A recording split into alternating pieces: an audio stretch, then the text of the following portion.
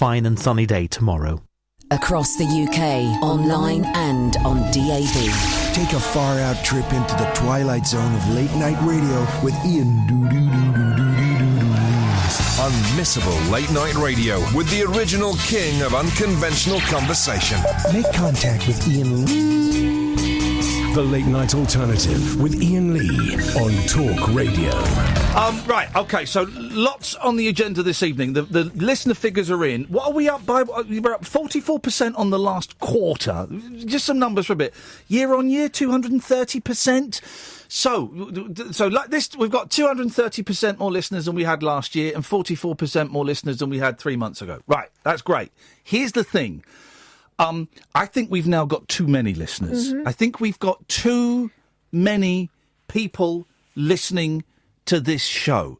So I need some volunteers to phone in and take one for the team. Guys, take one for the team. You're doing this for us. If you love this show so much, as Sting said and Trisha used to say a lot, if you love somebody, you've got to set them free. Free, set them free. So if you love this show so much, then you need, if you could find out what that song was, and we'll play it later, then you need to let this show go. So, 0344 499 1000 is the telephone number. We're looking for people to call in and say you're going to stop listening to the show. So you phone up, you tell us you're going to stop listening to the show. We'll have a chat. We'll do a tribute to you, all of that stuff. And then when you put the phone down, that's it. That's it. We're done.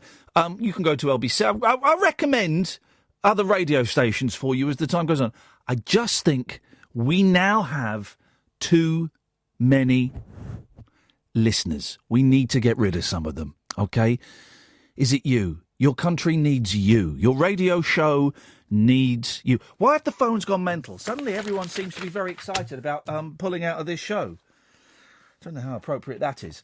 0344 499 1000 is the telephone number. If you will give us a call and tell us that you're prepared to stop listening to the show, I would genuinely appreciate that. You can email me, ian@iainlee.com. And I had an email about the show today from a guy called Mike. It's either someone called Alex or it's someone called Michael Dixon. Good evening, Michael. Make sure this bit goes in the podcast, Catherine. This is for Michael Dixon, who emailed me. Let me read you the email from Mike. He signs it as Mike, so that's not me being flippant or rude. He signs it as Mike, so I'm calling him Mike. Dear Ian, you need to listen to this, Catherine, by the way. Listening. OK. Dear Ian, just to say, I love the show. Oh, good. And if the email ended there, I would have thought nothing more of it. But it goes on. It's quite long after that. One piece of constructive criticism which has been playing on my mind. I often listen to the show on catch-up via the app, e.g. on the train. This generally means that I need to raise the volume fairly high in order to hear you and Kath when you speak more softly. And this is not due to the train being particularly noisy. It is just the gentle background of the train noise that needs to be compensated for. My hearing is fine. Trouble is, when someone, brackets, generally Kath, close brackets, there we go, shrieks with laughter, or someone goes from whispering to shouting, it is quite a shock to the ears. Ideally, this could be improved by less quiet talking, and if one of you is going to let rip with a 100 dB laugh, then sit back from the mic. It's basic microphone technique. Gosh. Mainly aimed at Kath, really. Yeah, of course it is, because you're a wuss. You wouldn't dare say it to Ian. As she has a higher pitch voice, so it probably penetrates more. And I've noticed that about you, Catherine, and I've never had the courage to say it. You penetrate more than I do. You really do penetrate harder, deeper, more successfully than I penetrate. Oh, it felt good saying that. All this is said with kindness a mild bit of annoyance, I must admit. As it is a challenge at times to not get annoyed when your ears are hurting, smiling emoji. Yeah, women, eh? But great show, honestly, love it. Best wishes, best wishes. Witches, there you go. Mike, best wishes, Mike. Well, Mike, thank you for that. And I got your email earlier on today at lunchtime, and I've been thinking about it a lot. And I think you should go and screw yourself! So I hope that answers that. 0344 499 1000 is the phone number. Good evening, Alan! You're on Channel 5. Sorry? You're on Channel 5 I'm on Channel 5 right now, talking about being a snowflake, and I'm on talkRADIO right now, talking about being a human being with feelings and needs. This is a bit like deja vu, this is. It's a bit like deja vu all over again. Yes, I am currently on television and on radio at the same time, and do you know what? It's giving me a huge... Ego boost? An ego boost. Yes, an ego boost, Alan. That's what it is. In my pants. The memorial went well today. Oh, here we go. This is... We're trying new features for the show, OK? So we've got Yes Word or S Word. We've got Kath's Killers. And this is a new feature that we're trying. Once a week, Alan's going to report back from a memorial service. Last week it was the memorial service for Dale Winton, and this week it was you've been to the memorial service for Ed Doolan, a radio presenter from the West Midlands. And yeah, so tell me what happened today at today's, Alan. It was a good turnout. About 550 people turned up. Oh, if only 5 more had turned up. Because it was most of Ed's colleagues from WM, and when he was at commercial radio as well. Oh, okay, yeah, that's good. 300 WM listeners turned up as well. Oh, God, scum. And friends and family of Ed. That's nice. Did you see a tall, strident woman with curly hair called Sarah? Was that the editor of WM? Yes, it was. She was sitting right at the front row. Did you trip her up? No, I couldn't. My legs weren't long enough. Did you flicker the V's behind her back? No, I was being respectful of them because I was speaking to producer Bernie. I've worked with Bernie. Lovely. Did you mention her to me? Me to her? Yeah, I did, and she sends her best wishes. Well, the next memorial service, you send your best wishes.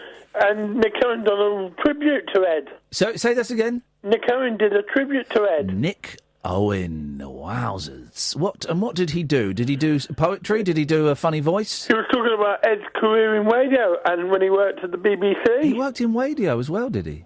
Wow. He started his career at Radio Birmingham. Did he really? Before he went to television. Oh, yeah. Who? Nick Owen? Yeah, I know that. Everyone knows that. Bloody hell. I mean, I was watching Nick Owen at TVAM when I was a young lad. Were you? Well, you should report that to the police. No, I was 3 years old at the time. Well, Alan, it sounds like you've had a really fun memorial. How many stars out of 5 would you give it? 4. 4. And why is it missing that 5th star, Alan? Because Les Ross was still alive. Because who? Les Ross. Les Ross is still alive. If he'd been dead, you'd have given it 5 stars. Yeah. Wow. Harsh but fair. Les Ross is a bit of a plank, isn't he?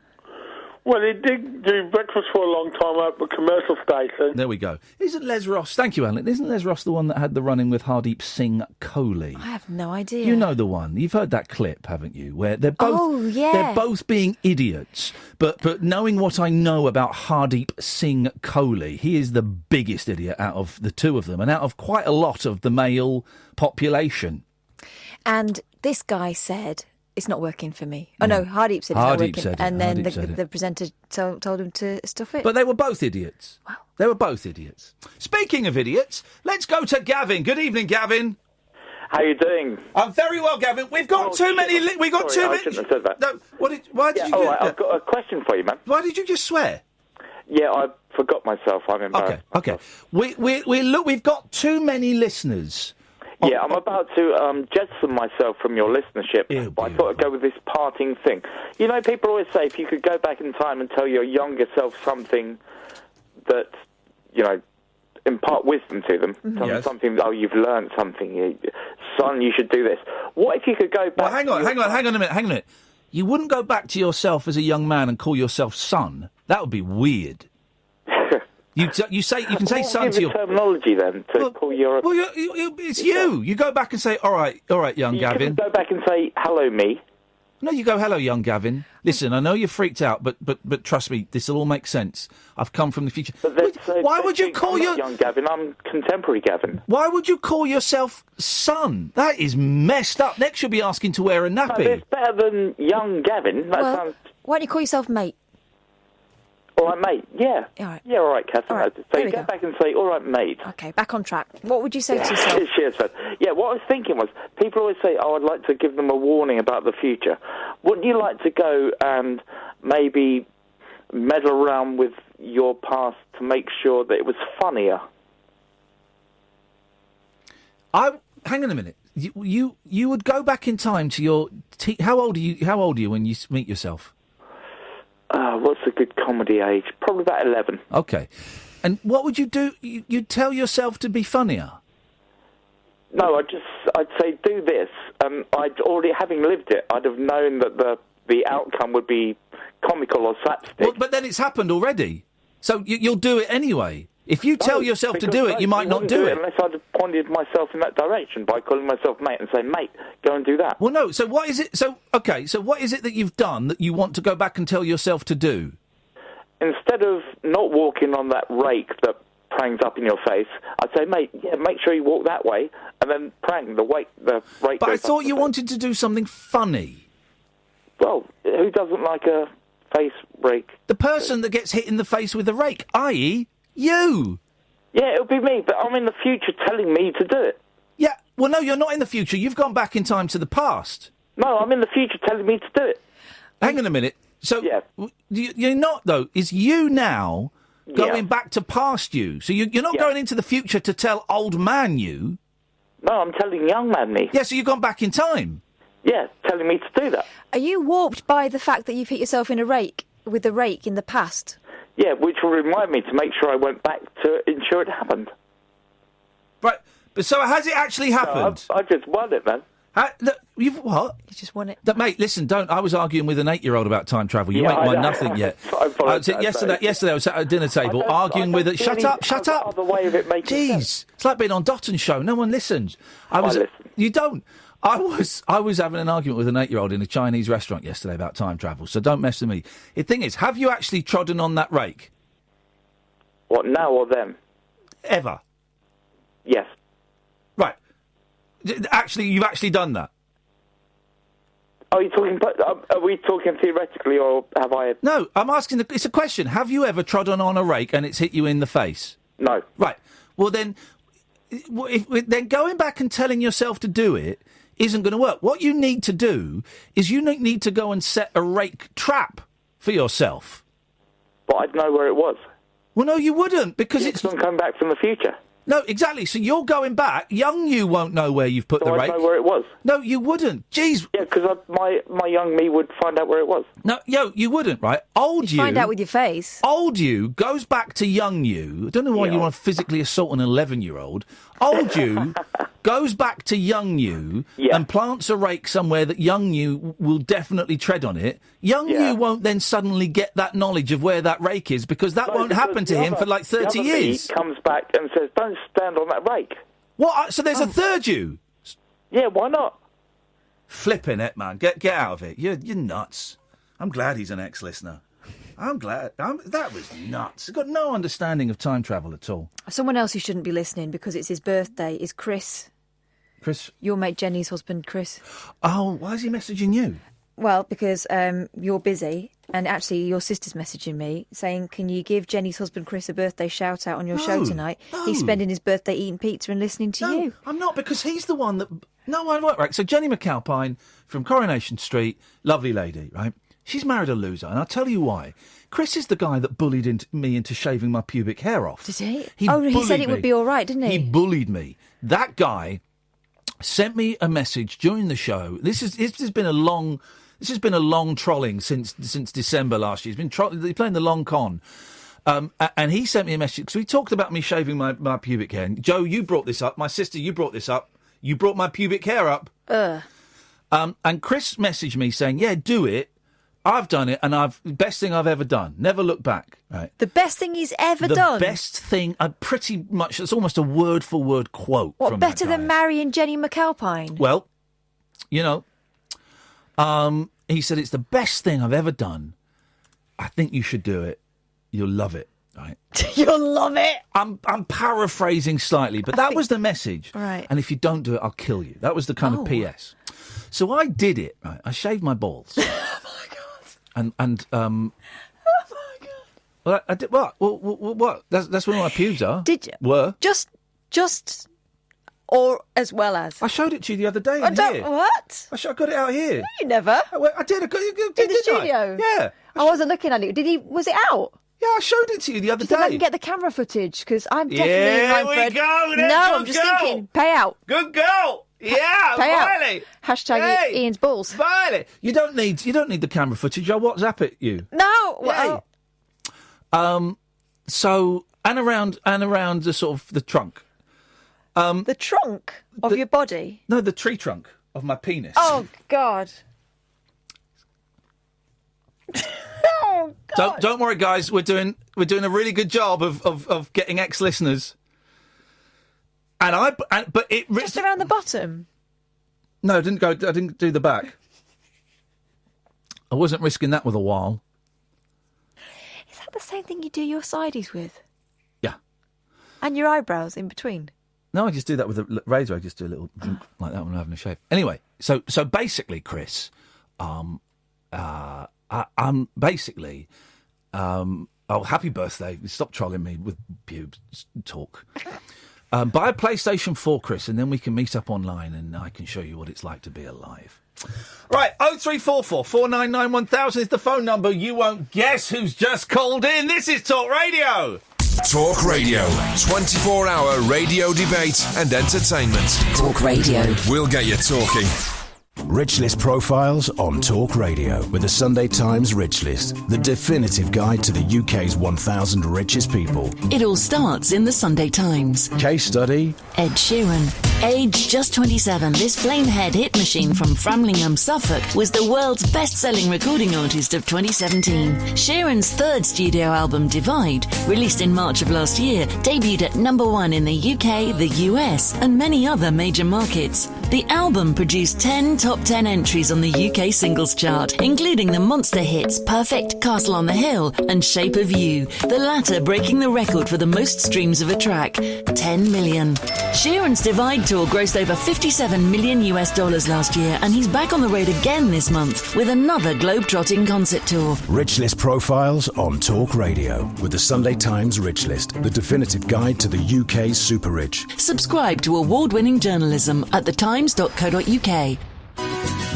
Ocean Credit Card. If you're looking for credit, go to askocean.co.uk and see in seconds if you'll be accepted for an Ocean credit card before you apply. Checking doesn't affect your credit rating, and with a credit limit of up to £1,500, it's a no-brainer. Go to askocean.co.uk right now and get an answer in seconds. 39.9% APR representative variable. Intelligent Lending Limited is a credit broker. Capital One is the exclusive lender. askocean.co.uk.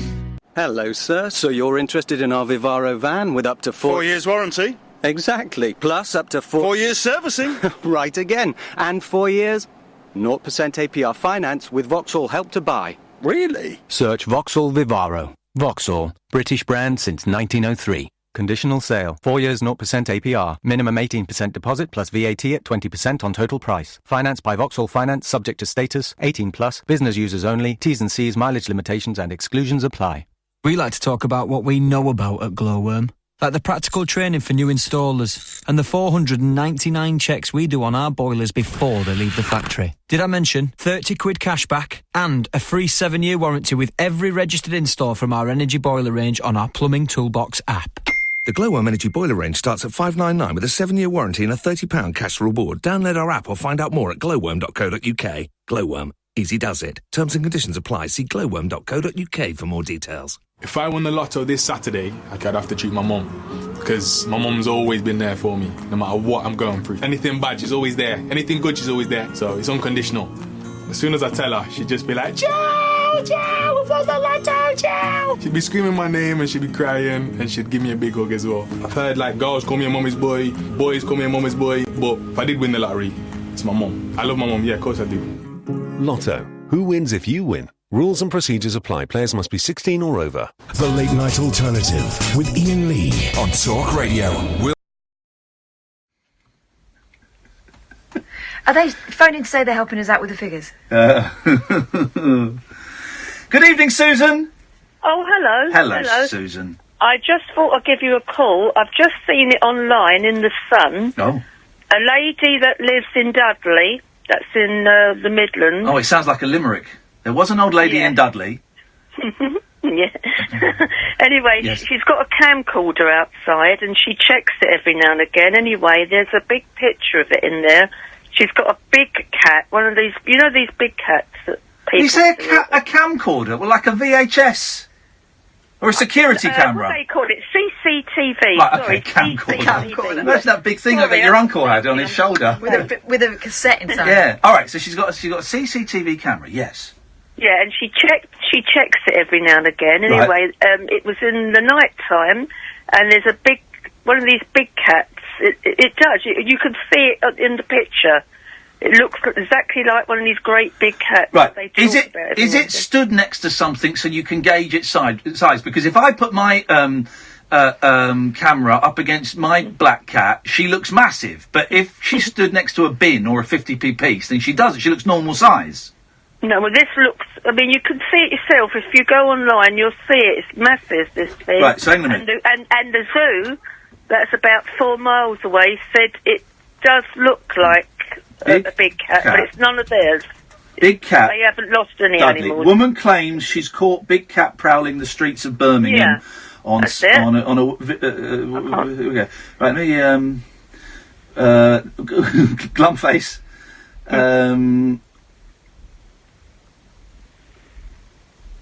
Flipping it, yeah. I mean, it does look very big, doesn't it? It looks massive.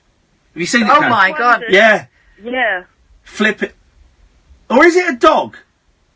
Well, see, a lot of people have been saying that, but I wouldn't Because have thought she was... there's two pictures here. There's one where it's walking past the house. It looks like a cat. There's one where it's coming up to the drive where it looks like a dog. So, It does look very big, though, doesn't it? Well, it's definitely a big animal. Whose dog would be out like that time of night? Well, do you remember... She comes back early hours in the morning. She said she's very worried because she's got a little dog herself indoors. Did Wasim go? A very small one, but she has to come home early hours in. But you're Susan, you're a similar age to me. You'll remember in the 70s and 80s when dogs used to take themselves for a walk, didn't they? Do you remember that? I remember the dog. Just Yes, in the morning, the owners would let them out and they'd walk around the estate, and then about 4 o'clock, 5 o'clock, they'd just wander home for their tea. I know. Well, we was always playing out as children. We played out.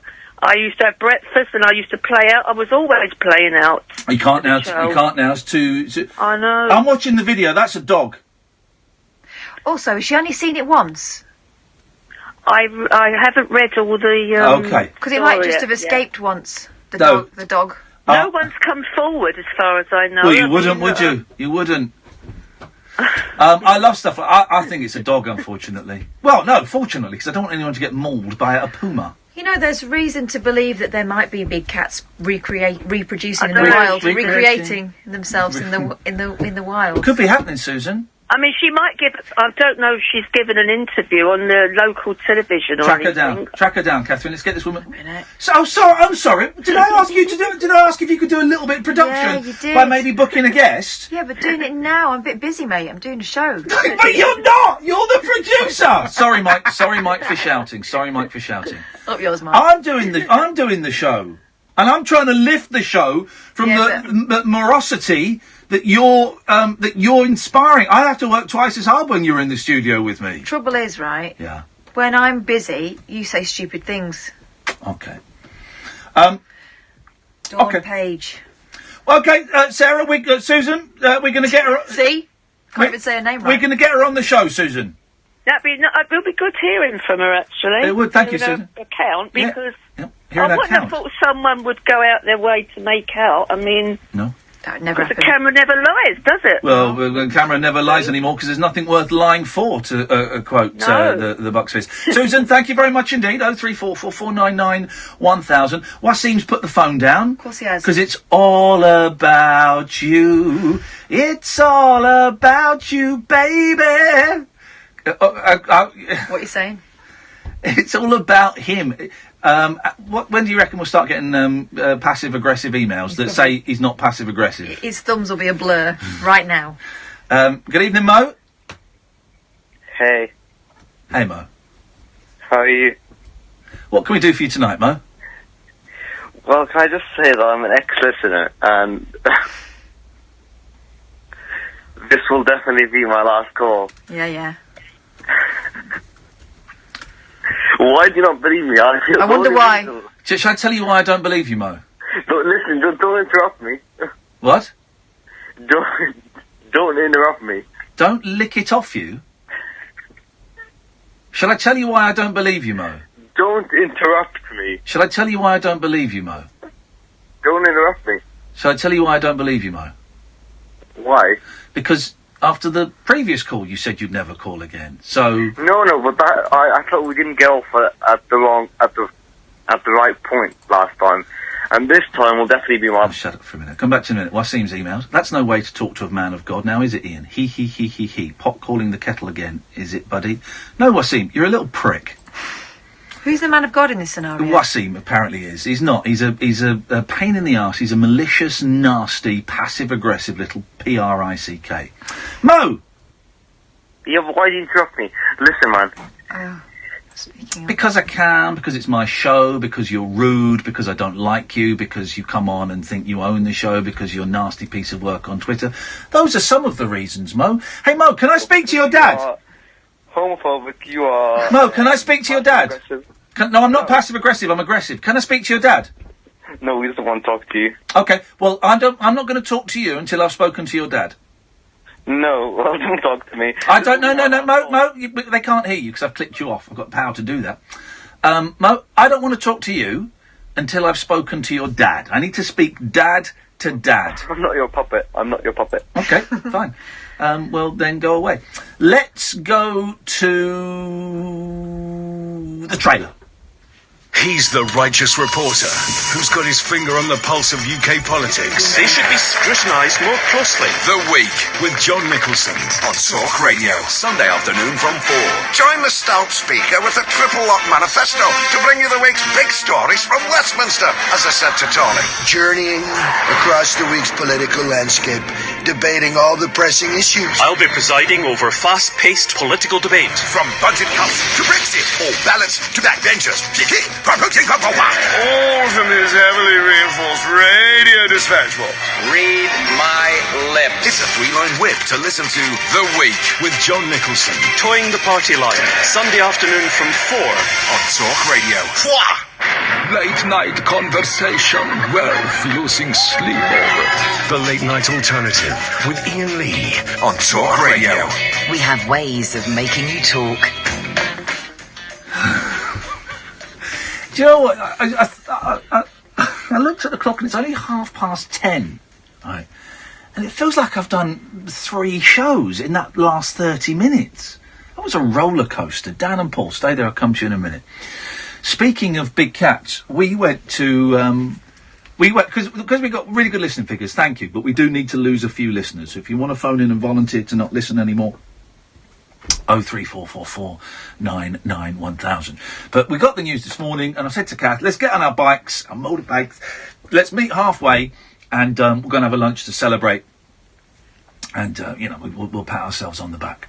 So we went to Tring, named after the telephone noise, and went for a nice cafe and had a nice little lunch, and we said, well, let's go. I've never been to Tring. Let's go and have a little wander around. And you said, oh, there's the Flea Museum. I was like, what? You said there's the Flea Museum, where they have fleas that are dressed up. Follow Kath on Twitter, because she's going to tweet this picture in a minute. At Flippin' Kath. Flippin' with no G, Kath with a K. So we went to this museum, and it's who owned it? Lord Lichfield. Rothschild. Rothschild. Yes. And who was an eccentric millionaire from the beginning of the early 19th century, early 20th century. Yeah, because there's video of he him. used to collect all these exotic animals. So basically, it's these rooms filled with stuffed animals, and I think a lot of plastic animals. Well, some that were just plastic faces stuck on animal bodies. Yeah. Like the dodo, and that was a plastic face, wasn't it? Some very, very, very bad taxidermy. I think it's terrible. I'd never seen a dildo before, a dodo before. And I think it's terrible that man extincted them. Yes. Mankind extincted them. So we're seeing all these things, and it's, it's kind of cool and stuff. But then there was a display where there was a magnifying glass there. Not magnifying, like what do they call it? A portoscope. The thing with the... What do they call it when you look at slides? Microscope.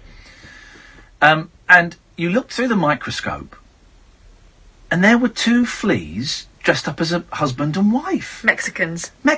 And then you looked out, and then they were tiny. Kathy's going to tweet the picture now. I'll tweet the picture of me riding a tortoise as well. I got to ride. You can ride on a tortoise. It was £2, and it walked you to the other end of the garden and back. It was great. I mean, they're big ones. It wasn't like strapping tiny one on each foot like roller skates.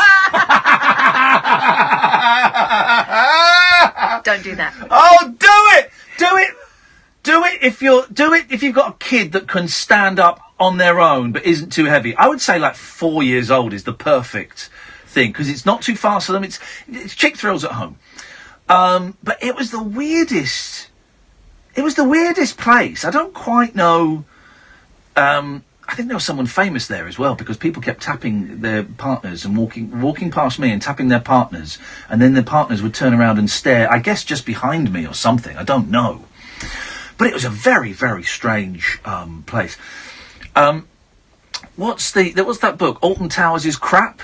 Have you seen that book? No. Oh, it's a great book. It's a few years old now, and it celebrates... this is it. Put your fingers in your ears, kids. It's called Bollocks to Alton Towers. That's what it's called. It is a brilliant book. And it's these guys, and they go to all of the crap museums that are all around, the lawnmower museum, the pencil museum. I like the pencil museum. Yeah, they go to all of them and celebrate that. And the whole point is, you go to Alton Towers, it'll cost you a couple of £100 as a family for the day. But you can go to all of these places. Most of them are free. Oh, it's a great book. 0344 499 1000. Good evening, Paul. Ian, hope you're having a good day, mate. And Cass, hope you're having a good day. I got a quick fact for you about Puma. A quick fact about a puma. Let's do it. Puma facts. Puma facts. Puma facts. Puma facts. Puma facts. Puma facts. Puma facts. Puma facts. Puma facts. But imagine if someone misheard that and they thought that all my facts came out as part of my feces. Oh my God. Imagine. This is a very, very brown show tonight, guys. We'll change that. Okay, Paul, Puma facts. Okay, so Puma, the sporting company, was founded by a guy called Rudolph Dassler. Yeah. Rudy Dassler. Rudy Dassler, whose brother was called Adolf, and Adolf was shortened to Addy, and he was Addy Dassler, and he set up Adidas. Shut up, mate. It's true. I know it. Adidas and Puma brothers. And where did Puma come from? His brother. What was his brother called? Rudy Dassler. Okay, so that's... You just like Puma. So the Puma thing is nothing? The speed of the Puma. Yeah. I'm not sure if it's a Puma fact or like an Adidas fact, really. Fun, though. It is a lot of fun, Paul. Here's a fact for you. I don't know if you know this. You know the What's Up, Charlie cartoons? Charlie says. Do you know who does the voice of the cat, Charlie? Could there have been, I don't know, somebody on the Kenny Everett show? It was Kenny Everett. Yeah, Kenny Everett. Did you know that, Catherine? Yeah, I knew that. Okay, did you? You should have said it on air first. Idiot. Thank you for that, Paul. No problem. Oh, Paul, are you going to... Paul, sorry, we've got too many listeners now. Our figures are up. Are you going to carry on being a listener, or do you love this show so much that you're going to stop listening to it for us? Well, that's the thing. I've only been listening for about 6 weeks. So well, then you would... I don't know whether I'm... You wouldn't... Like, seasoned enough yet to retire. Well, you would miss it less than some of the other listeners. That's true. But do I love her as much? That's true. Only you can answer that question, Paul. Tell you what, you carry on listening and you see how well you sleep tonight, all right? Will do. Love to you both. Thank you, mate. Ta-ta. Do you know what I was thinking? And he reminded me for some reason. Here's a song you don't hear anymore. When I was growing up, you would hear this song all the time, right? Don't hear it anymore. It goes like this. Nice one, Cyril. Nice one, son. Nice one, Cyril. Let's have another one. Hey! Used to hear that all the time, right? And it just... In what context? If someone made a cup of tea... Oh, a celebratory. Yeah, celebrate. So someone brought in a cup of tea, go, oh, nice one, Cyril, nice one, son, nice one, Cyril, let's have another one. If someone made like an egg banjo, it was just sung at football games. It was just sung all the time, 70s and 80s. And then, I guess, around the kind of birth of Britpop, maybe it stopped. I'm surprised that Blur or Oasis didn't do it as one of their B-sides. No one sings it. So can we, dear listener, can we try and get the Nice One Cyril song? I don't know if we can get it into the charts. I wonder if Chaz and Dave have recorded... hang on a minute. Nice One Cyril. Let's have a little look. See, Tottenham Hotspur had a hit with it. Of course they did. Here we go. This could be good. This could be the definitive.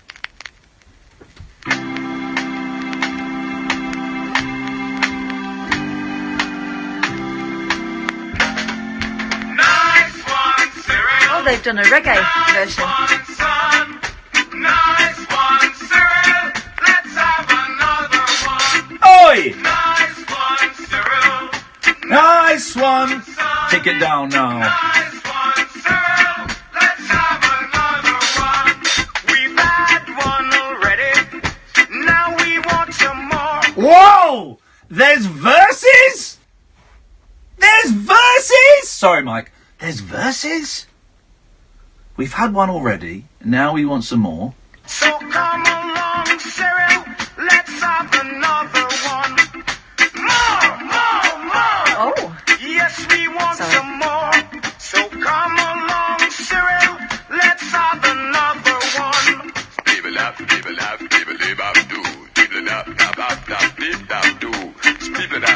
Oh, they're not words. That's like the songs I make up. I know. But not quite as good. 0344 499 1000 is the telephone number. Dan, stay there. This is the late night alternative. We're trying to shed some listeners, please, on Talk Radio. Across the UK, online and on DAB. Talk Radio. For those about to talk, we salute you. With the World Cup almost here, Red Driving School wants you. Oh, we've got a Noel Red has Taylor for just hit or won the shit. National Driving School Awards He sent me 2018, a song and we're called offering a Skipping special Girl. deal to join our Hit or team. shit. There's Brilliant. never been a better That's time to happening. pull on your instructing boots, as demand for driving lessons is rising. Instructor earnings are increasing. It's an open goal. You have the 10:30 on Thursday in the first rate Wembley call training and against support Ulster. through to full qualification. Then work the hours you want, when you want. Come on, there's room on the Red team sheet for you. For details, visit reddrivingschool.com. Upgrade to a Peugeot professional van with aircon, Bluetooth and rear parking sensors all fitted as standard. Plus, there's never been a better time to do it. With 0% APR available over 2 years, including nil deposit on selected models during the Peugeot May van event. Get down to your local Peugeot dealer to find out more. Peugeot Motor Company is a credit broker and not a lender. We will introduce you to PSA Finance UK Limited. Terms, conditions and eligibility criteria apply. Hello, can I help? Could you tell me more about this kitchen? Sure. It was conceived by Clive, our designer, brought into the world and assembled by Kate and Stefan. The worktops were lovingly nurtured by Dan. There are 197 pieces of wood, 82 joints, 510 screws. Okay. At Wren, we not only design, make and install our kitchens, we put our heart and soul into them. Visit us now for our 60% off multi-buy offer when you buy 5 or more fully assembled units. Bye, Dad. I'm taking the car. Hold on, just wait there. What? But that's our garage. What's your name? I just want to get my dad's car out of the garage. Your name? Annabelle. Annabelle. No, your name's not down. You're not coming in. Who says? The management. Your parents. Dad! Esso Synergy Supreme Plus Fuel. Oh, this is the pot plant guy. Protection all right. for your engine. Perfect. Look for at this people who guy. care about their Comes car as out much as we do. with a pot Claim plant. based on current versus previous Esso Synergy Supreme Plus formulation. See esso.co.uk for details. Cast your mind back and papers. think. Got this down this somewhere. Were you ever contacted out of the blue for a pension review? Oh, it's pot. Right. Okay. Were you advised to move your work or personal pension into a SIP, self-invested personal pension? Yes, I was. You could be due thousands if you were missold. Money Redress are trusted claim specialists in pension and investment mis-selling. They'll manage the whole claim for you on a no payout, no fee basis, so you can't lose. Text WIN to 85077.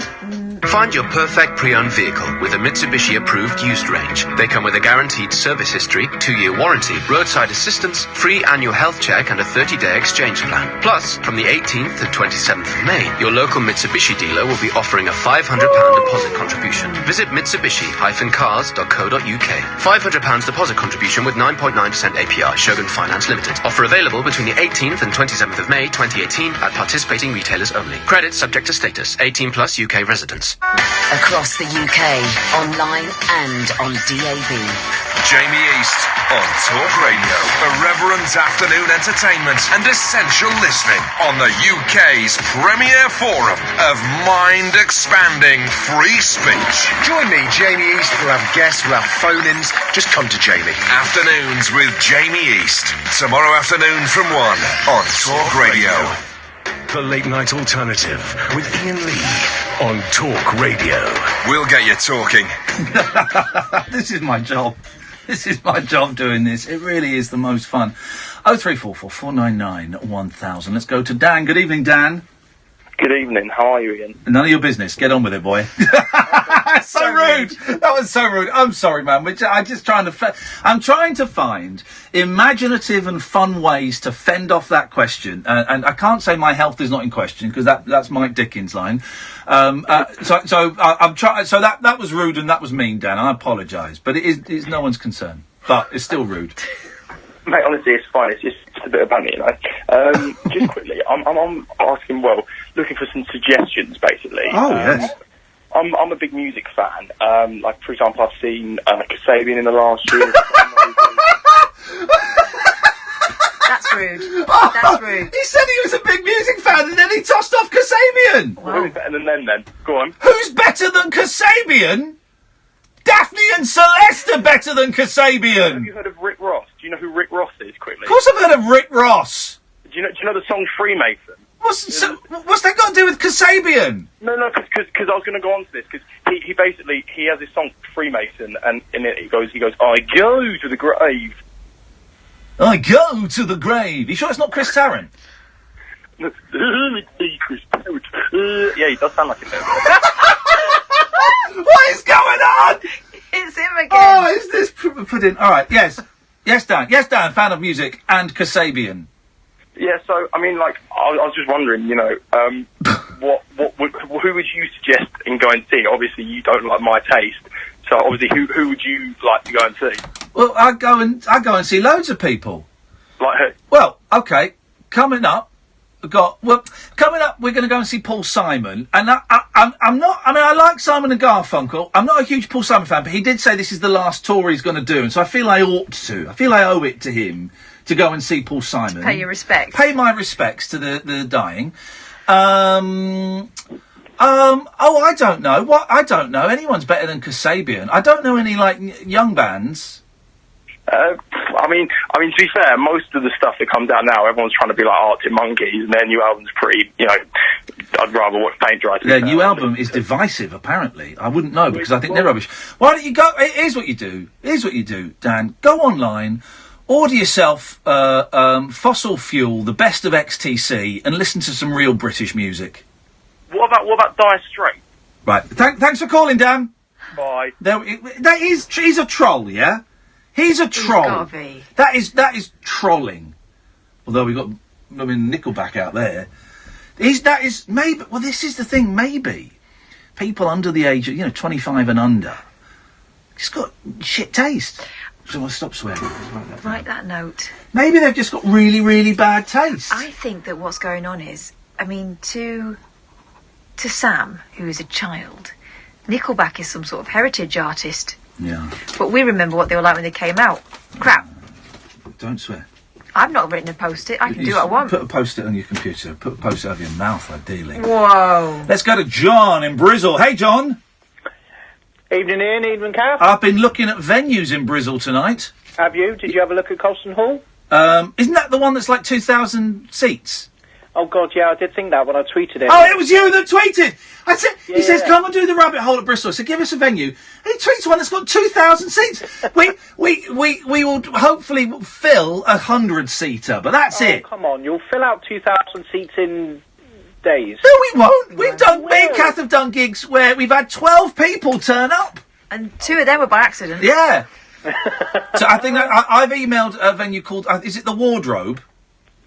I've never heard of it. I only know Colston Hall. I don't know the little venues, but Bristol's an amazing place to... Bristol's great. Love it.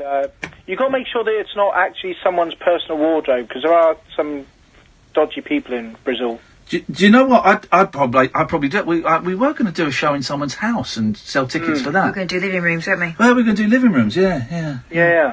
Yeah, man. Oh, well. Yeah, mine. Could we sell tickets? Get back to me. Okay, there we go. There's a fine. I'd have to clean up. There's an invitation, and then it rescinded immediately. Exactly. Anyway, Yes, I don't Billiam. give a monkey's how you are. Oh, good. Perfect. Great. Thank you. There we go. At last. When I used to listen to you back on LBC, you used to say you used to avoid that question by, you don't care. Oh, is that what? You don't care. But no, but then what people started doing now, because they know I'm Nutty McNutnuts, is they go, oh no, but I do care. I do care, Ian. I do care. Yeah, but then that worries you, doesn't it? Because then you think, oh God, now I've got a nut job on the phone. Everyone's a nut job. You're a nut job. Yeah, I am a nut job. You're a nut. Everyone is nuts. Do you know the biggest nut jobs are the ones that admit they're nut jobs? Yeah, there we go. Hey, listen, I burnt my popcorn tonight. What's going on with that? What, in the pan or in the microwave? No, in the bloody microwave. How'd you burn popcorn? Well, we've heard. Do you know what? You're not the first call we've had about this. You're actually the second call. Tonight? In the last 6 months. About popcorn. Apparently, this microwave popcorn, you've got to keep your eye on it. If you do it too long, the whole thing can explode. Everyone knows this. You have to listen for the pops. When they start to slow down, that's when you got to whip it out. Yeah, but then you do that, and then you've always got those 1 or 2 that are in the bottom. Oh, I like those. I do. Oh, I love those, yeah. But I haven't got a single one that's unpopped, and I've got every single one that tastes like charcoal. Well, here's the thing. Several things. First of all, popcorn. Were you going to watch a movie? No, I'm right. not. Well, then you deserve this. You deserve this, mate. Because popcorns are for movies. That's it. I'll give you a box. You could maybe have them on November the 5th. But they're not a snack. Secondly, right. What is wrong with you entitled millennials where you microwave popcorn? You do it in a big saucepan. You put a little drizzle of oil, you put your kernels in, you put the lid on. That's it. What's this microwave nonsense? I'm flattered that you put me in the category of millennials, but unfortunately I was born in 1980, so... No, you're a millennial by default. No. What's that when it's at home? It just means you act like one. Yeah, probably. I don't want to admit that I'm growing up. No, none of us do, man. None of us do. I'm a millennial Back to the Future. Does that work? Or no, it doesn't. It doesn't really. But I'm gonna. What? No. Catherine, don't judge this man too hard. He doesn't know how to cook popcorn, for crying out loud. Sorry. Well, it's the first time I've managed to burn every single kernel of popcorn. Every single one is burnt. Well, so serves you right. Popcorn is not a snack. Right, popcorn is not a snack. Go and make a cheese sandwich. Go and have a packet of crisps. This time of night, you should be having some digestives, bit of butter on, and some thick cheddar. That's what you should be eating now. No, I'll have nightmares. Oh, for goodness sakes, Bill. Good night. Nightmares about Iain Lee on Channel 5. He's gone. Hey. Oh, no, I cut the wrong person off, John. I cut the wrong person off. You're still there, aren't you? Yeah, I'm still there. Can you get the other guy back, please, Sam? I cut the wrong guy off. You're so... That's because you're doing two different things at once. Yeah. You're on the television and on the radio at the same time. Yep. That was John, was it? Yes. You called him Bill. You called him Billiam. For the whole thing. That's because this... At one point. Well, who cares? Well, I do, because I'm keeping a tally of who we're losing and who we're keeping. Right, let's go to Billiam. Good evening, Bill. How you doing, Ian? I can only apologise, Bill. I was trying to cut off that loser, and I cut off a winner. Yeah, it's no problem. I normally ring you up and talk about my mental health and alcoholism, but I've no agenda tonight, Ian, so I'm going to leave it with you. What would you like to talk about? I would like to talk about if you... Sorry, Ian, I know you put that song in my head and it threw my head in. Nice one, Cyril, nice one. I know what I'd like to talk about. I know what I'd like to talk about. What, go on. Did you used to go to, like, Sunday school when you were young? I certainly did. Yes. Because we had I don't know if you heard the other week, we had a guy phone in who used to go to Sunday school with you. Or he thinks he used to go to Sunday school with you. Right. With me? Yeah.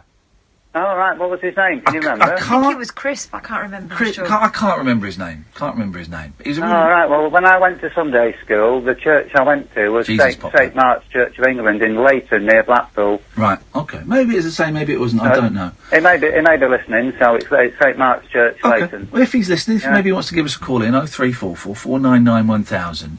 I didn't realise that Kenny Aggart did the voiceover for Charlie. Ian didn't realise that either until I told him yesterday. Oh, Catherine, why have you got to do that, and mate? now he'll tell everyone who'll listen and then makes out he knew it all along. So bitter, Bill. So bitter. How many pints of Guinness have you drunk today? You've got a good memory, haven't you? I haven't had too many in because I've had a really busy day today, so I've probably had about 6 or 7. You can tell by the way I'm talking that I'm sober anyway. Yeah. But how many did you have? 90 yesterday? I think you're exaggerating a little bit, Mr. Lee. I think you're exaggerating quite a bit there. Normally I do about 30 a day, which you've said that you find it hard to accept, but it is the truth. But today it's only about 6 or 7 because I've been out and about with appointments with my mental health worker and etc. today and doctor. So it's been quite a busy day, really, and I've just ordered a new car, a Ford Focus ST3. Because you said to me on at least 2 phone calls... Correct. ...that you drink 90 pints of Guinness a day. That was I didn't say 90. No, you're getting that... You're making that number up, I think, Ian, because I didn't say 90, because if I did say 90, then that would be a lie. I didn't say 90, I said 30 per day. Here's the thing, Bill... You definitely said 90 because we argued about it a few times. I know we've argued about it. If I have said 90, then that is my mistake. I'm not going to argue about that. Okay. What I'm trying to say, if I said 90, I was probably talking over 3 days. Okay. Then maybe I misunderstood. Yeah, well, it's nice to be nice, isn't it? Maybe I said 90 thinking about we were talking over a 3 day period. Because that's generally how people measure... Consumption is over a 3-day period. Yeah, well, obviously, if I drunk 90 pints a day, I'd be dead by now. Correct. Can I ask you a question that you don't actually have to answer? Right. No, I'm quite happy to answer that. I'm phoning up. Have you heard of a condition called Munchausen syndrome? I've heard of that word, but I don't know what it means. Well, there was the famous Baron Munchausen. There's a film, of course, with Terry Gilliam, but it was based on a real person. Right. And Baron Munchausen was a fantasist, and he told the most amazing, ridiculous, unbelievable stories. They weren't even stories that you could go, well, maybe that's true. They were stories that were so wild and so obviously made up, but he would insist that they were true, right? And it's since become a medical term, Munchausen syndrome. Yeah, I've definitely heard of it. But like you say, now, because I think we've got our wires crossed, and I thought we was talking over a 3-day period, but we was talking about 1 day. It's 30 pints a day. I still don't believe 30 pints a day. Well, if you can understand that I've been an alcoholic for a long time, and my tolerance within my body... I still don't believe 30 pints a day. Anyway, Munchausen syndrome is... We're never going to agree, are we? No, we're not. That's what makes radio, though. You've got to be controversial. I'm not being controversial by 7:30. No, you don't have to be. You don't have to be controversial. Of course you have. That's what makes radio. If everyone agreed with you, Ian, your programme But wouldn't. that's not controversy. Anyway, let's not go off on a tangent. So you've been driving today? I haven't been driving because I haven't got my car yet. I've ordered it, but I've not. Okay. How much did the car cost? About 27,000 brand new. But obviously, I've got to be very careful because of my alcoholism. That I've got to make sure that I'm zero alcohol-wise when I drive. Where'd you get 27 grand from? I'm just very lucky that I'm medically retired. When I did work, so I've worked for about 35 years because I'm 52. And I've managed to invest all the money in ISAs, etc. So I'm very, very lucky that I've got the funds to, I put it to you that you have Munchausen syndrome. But I'm not a fantasist, Ian. I've just admitted that I thought we was talking over 3 days rather than 1 day, so... I wish I had that call at my fingertips now, because boy, oh boy, you'd struggle to wriggle out of that. Yeah, but I've just said to you that I admit that I presumed... I know. No, mate, that's not what... Listen, Bill, take it to someone who's teetotal. That's not what was said. I know, but you're sort of like arguing with me because it makes a good radio program. No, I'm arguing with you because you're lying to me. I've just seen you on Channel 5, by the way. I'm arguing with you because you're lying to me. I'm not lying, but I love the controversy. I love it, controversy. Sorry, is it live? I didn't realise. Buy today from Halfords to get 20%. I tell you what, can you stay there, Bill? Yeah. Because I've got to go to the news, and maybe we'll have a little chat after the news. Is that all right? I want to hear more about your car. No problem. All right, mate. Thank you very much. 0344 499 1000. This is Talk Radio. Talk Radio. Contact Talk Radio. Call 0344 499 1000. Text Talk and your message to 87222. Text costs 25p plus your standard network rate. Or you can tweet us at Talk Radio. Talk Radio. We'll get you talking. Brighten up your mornings and take a brilliant break with Mike Graham on Talk Radio with the Sun Holiday Shop. Great value breaks all year round. Listen to Talk Radio every weekday morning from 10 for 3 hours packed full of fabulous features, great value guests, and quick-fire calls on all of the day's top talking points. Don't miss Mike Graham every weekday morning from 10 on Talk Radio with the Sun Holiday Shop. Great value breaks all year round. When it's got. Go to thesun.co.uk/holiday shop.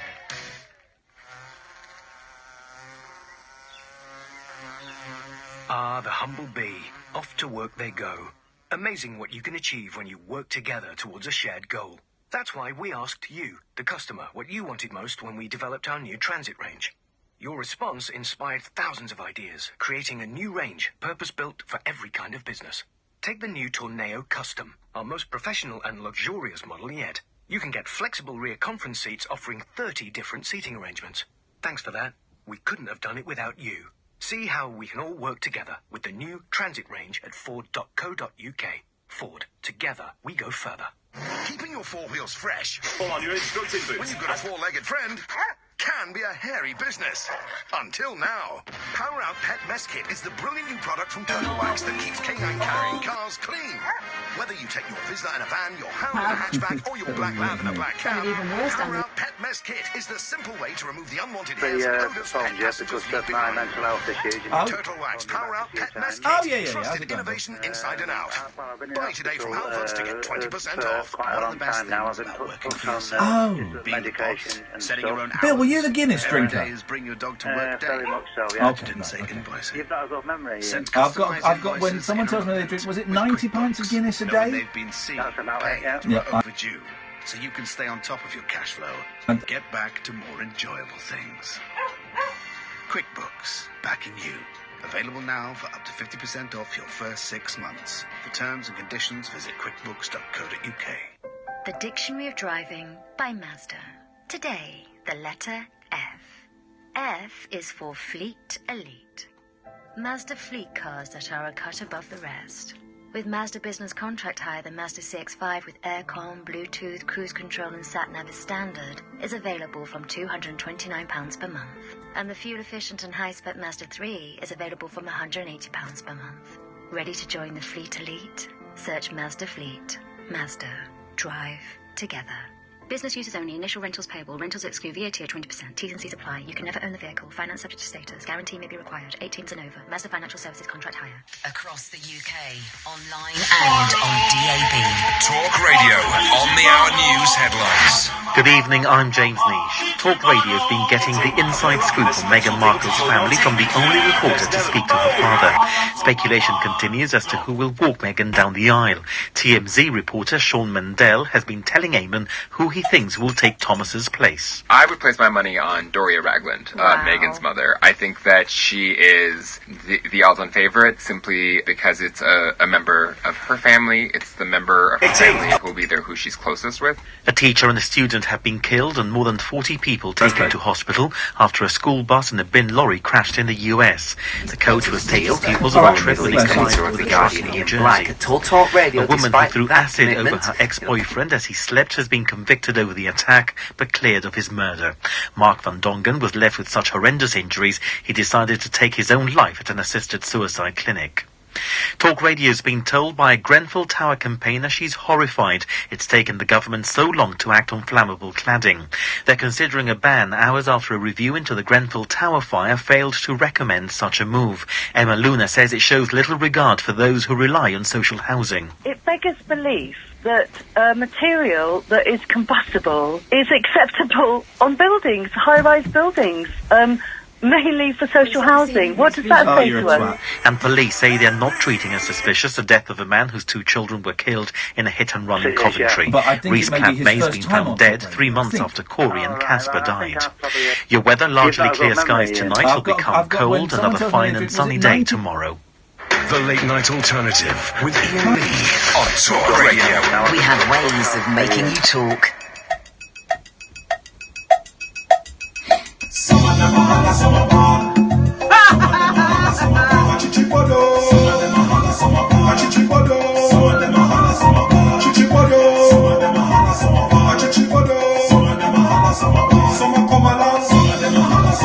Some are blue foot, some are white wings, some are white doves, some are chichipodo,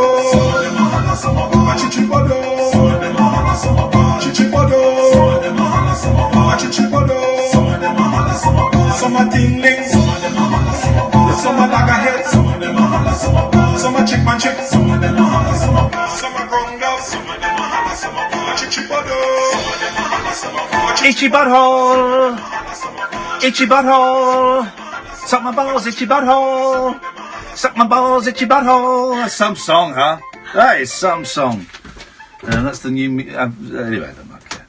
0344 499 1000 is the telephone number if you want to give us a call. We're speaking to Bill before the break. Good evening, Bill. Good evening. Tell us about this car, Bill. Yeah, can I just ask you a quick question? What do you think about Mr. Bean? I don't find him very funny.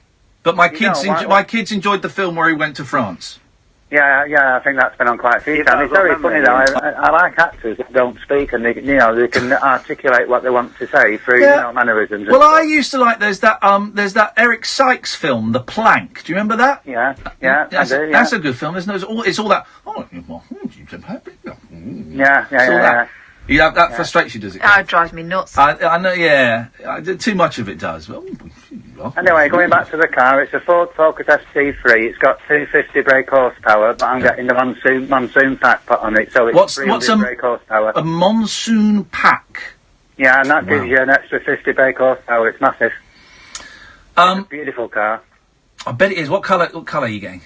It's going to be very, very, very, very dark blue. Ooh. Almost black? Almost black? Yeah, it's got tinted windies. Yeah, well, it's got the privacy glass, which is tinted windows. It's got the the heated seats. It's got the digital radio. It's got the integrated sat nav. It's got everything on it, and it's fully packed. Just thinking aloud. If we go back to the conversation we had before the news, if I were to play you a clip of you saying that you drank You can't let this one go. You can't let it go, can you? If I were to play a clip of you saying that you drank, saying very clearly that you drank 90 pints of Guinness a day... Right, go ahead then.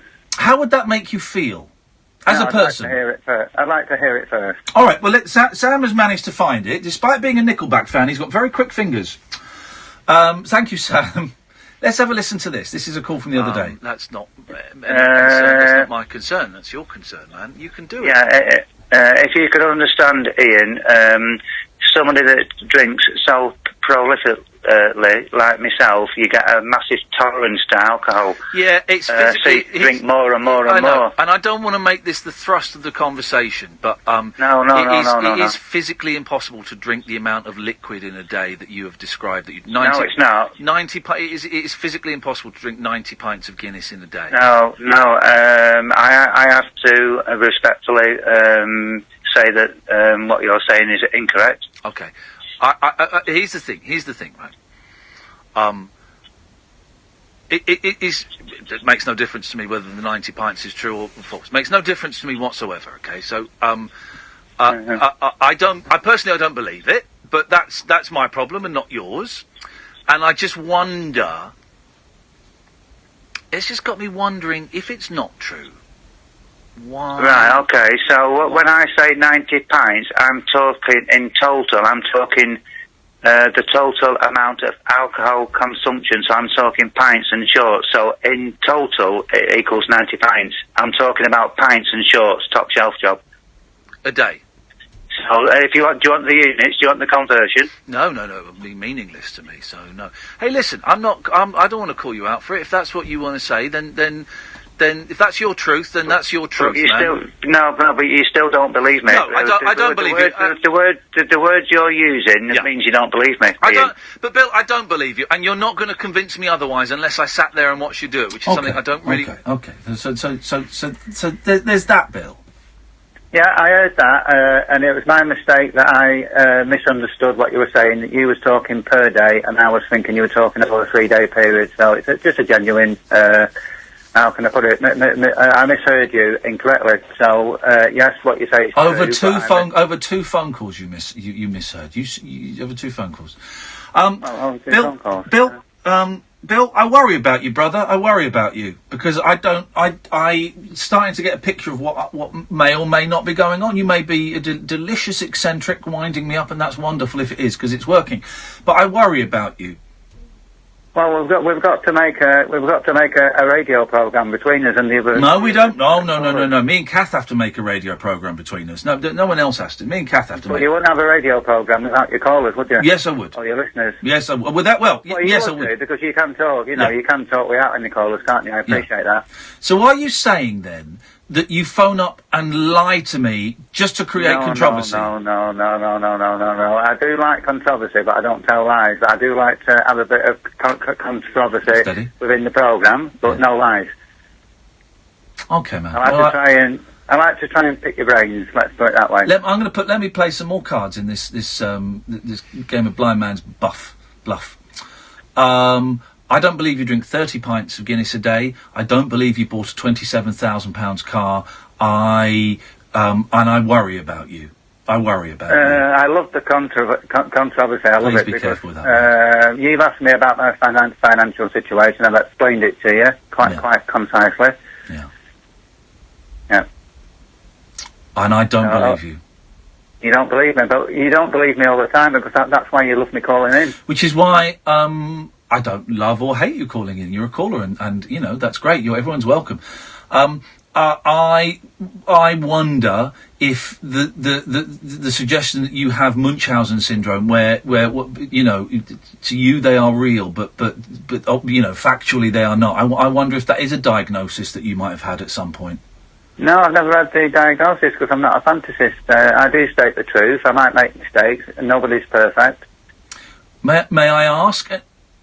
No, I'm not going to ask that. That's too personal. I'm not going to ask that. No, it's too personal. It's too personal. You're not the type of person that backs off from anything, so ask the question. No, I think it's impersonal, and I think it's a rude question. No, you wouldn't have said you was going to ask a question and then back off from it. That is not who you are, so ask the question. All right, I'm going to ask the question, but if after hearing it, you think it's too rude and too impersonal, you, as with all the questions, you're well within your rights to say, actually, on second thoughts, I don't want to hear that. You're going round the corners. Just ask the question. All right, I've turned around the corner. I'm going straight down the gully now. You mentioned you see someone for your mental health. What is your mental health diagnosis? Multi-personality disorder, PTSD, OCD, depression, anxiety, irritability. I could go on. I'm on quite a lot of medication like apiprazole, which is an atypical antipsychotic. Okay. Bill, it's always a pleasure to talk to you, mate. Thank you for your time. And a pleasure. I love talking to you. Thanks, Ian. You give us a call any time you want, fella. Okay, take care. Ta-ta, bye-bye. I find that really sad. That there is, there's a soul there that's in trouble. Oh, I heard the saddest story today. Oh, the saddest story. Oh, God. I'm going to get some of the dates wrong, but about 8 months ago, 2 little boys were knocked down by a hit-and-run driver. I think they were 6 and 2, killed. And the guy got caught and was sentenced to 9 years. And very recently, I only heard this a couple of times on the thing, very recently, I think today actually, the dad of the 2 little boys was found dead. He'd gone away, and it's looking very much like he'd taken his own life because he couldn't handle the burden that had been placed on him. Oh dear. Such a sad story. And I get why he did that. You know, kids are everything, man. Kids are everything, and to lose them in through stupidity and arrogance and a criminal act, it's just, and that poor guy struggled on for 8 months in just the most unimaginable pain, and that was the only option that was left to him as he saw it. It's the saddest story. And on a night when I've been on telly talking about mental health, I got paid for it as well. Not masses, but I got paid for it. I wasn't doing it out of the goodness of my heart completely. And Mental Health Awareness Week and all of this stuff that when you hear a story like that, all of this just seems meaningless. All of this just seems pointless. Of course, there is a point to it. There's a point to all these hashtags and all of that, and it gets people talking and stuff. But that poor bloke. In fact, someone just tweeted me. I wonder if the gentleman's name is there. No, the gentleman's name isn't there. We'll find it. We'll find the name of the dad and we'll find the name of the boys, because I think it's important, and we'll get the ages of the boys because I think it's important to do that. You got it? Yeah. Go on. The boys are called Corey and Casper Platt-May. Oh, beautiful names, Casper. And how were they? 6 and 2? They were. Let me see. 6 and 2. And they died in February, and they were hit by babies. A career criminal high on cocaine and driving without a licence. Jeez, so it was February, so it was only 3 months. Yeah. And it was a guy off his nut. Yeah. And he got 9 years? I'm looking here. They're babies. Yeah, he was last seen the dad was last seen in public at Brown's sentence with the guy who killed them. Sentencing on 27th of April. And the dad went abroad, didn't he? What was the dad's Corfu. name? His name was Reese.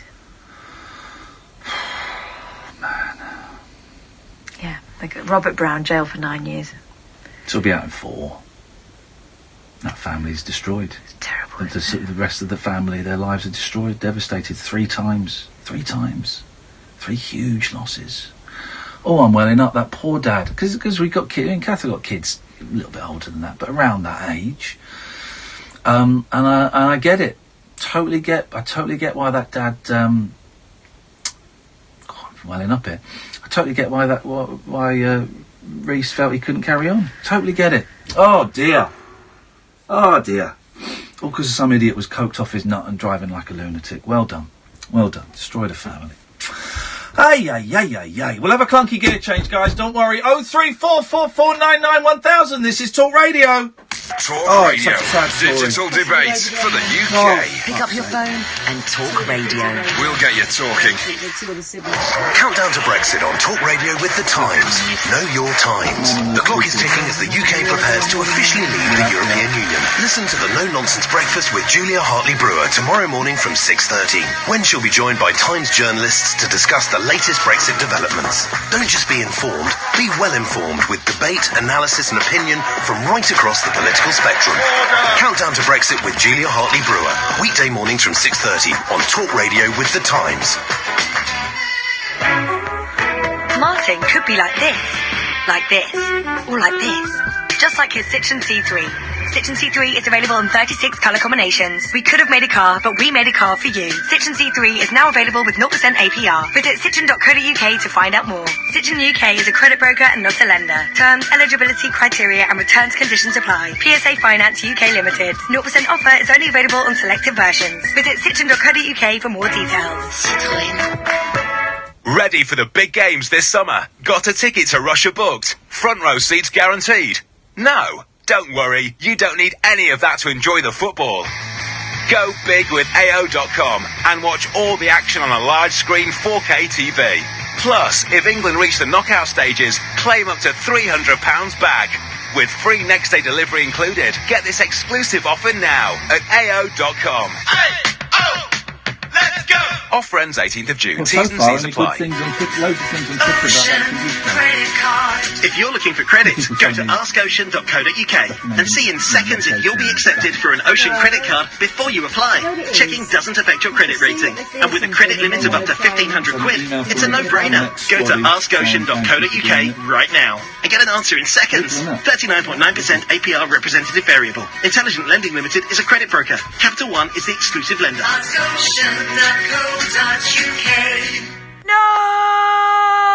This is the sound of waking up to no hot water. No one wants to find their boiler on the blink. We're with you. Boiler IQ lets us keep an eye on your boiler, so you don't have to worry. When you're with British Gas, we're with you. Compatible boiler required, home care customers only. Chichi bottle!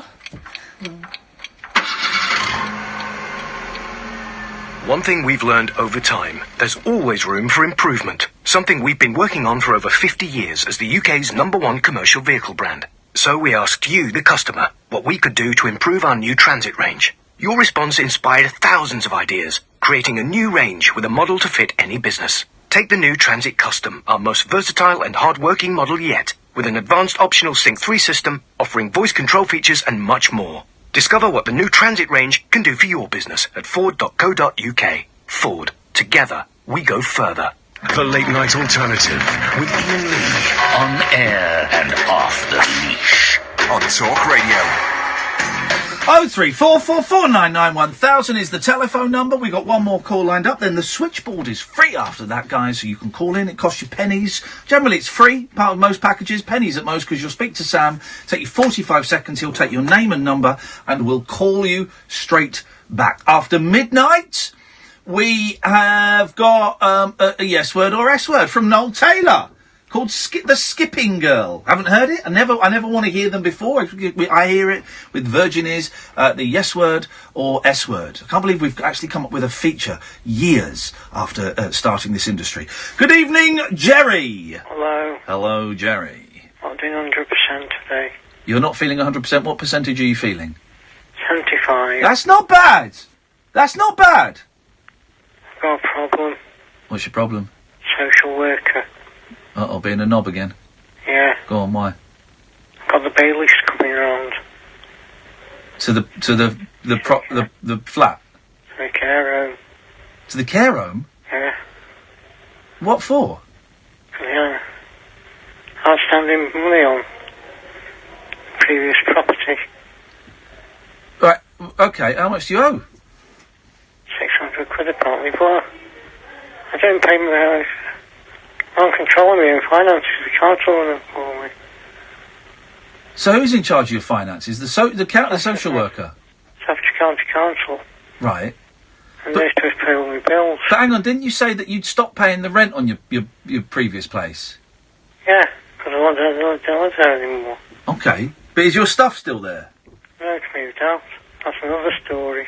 Right. Well, let's focus on one story at a time. So, when was your stuff moved out?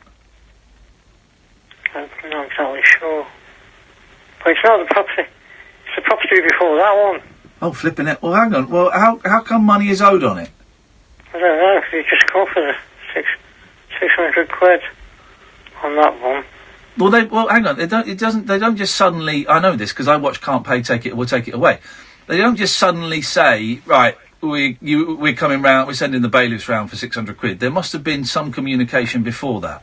That's what they're saying, but they haven't communicated with me. Well, who have they communicated with? I don't know. Tried to get to the truth. Tried to find out, but never get back to Well, me. have they been? Well, so there's They sent letters. Apparently they sent letters to where? and phone calls. That's what I don't know. That's what I'm trying to find out. Right. So would they have sent letters to the property, to where you are now, or to your social worker? I don't think I know. Because I'd be very surprised if they'd have written to the social worker. But they said they couldn't get in touch with me, but they know where I am. The new property the property moved into is their property. So I still... Yeah, so it was a council property, right? Yeah. But I don't think that the bailiffs would have written to the social worker. Everybody should have written to me. Yeah, I would have thought they would have written them to you. The care home. But only if they knew you were in the care home. As you know, I'm in the care home because the council passed the bill over to them. I'm a little bit confused, if I'm honest, The council said there's rent outstanding on not the previous property, the property before that. Right. So the bailiffs are asking me for that. Right. I know nothing about it. The social worker said he'd go to letter to them. Said it's all been sorted, but it hasn't. I've got another letter today saying... So hang on, so the letter says the bailiffs are coming round? Does it? There's still debt outstanding. Right, so it doesn't say the bailiffs are coming round?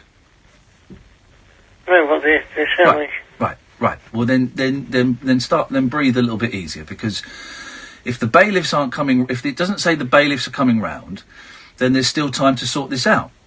That's what I'm trying to do, but the social worker's gone underground again. Have we got his email, the social worker? Did we email him before, Kath? I did, but didn't you speak to him? No. Didn't I? Yeah, I think you did. I don't know if I did. No, I thought you did. No, it's been pretty hard to get hold of. Maybe I did. Hang on. I think you might have done because you moved pretty quick last. I don't think I did, Kath. Hang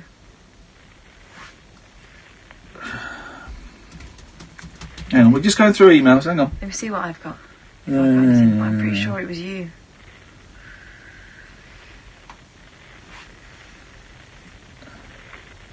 Here we go. I got him. Right. Right.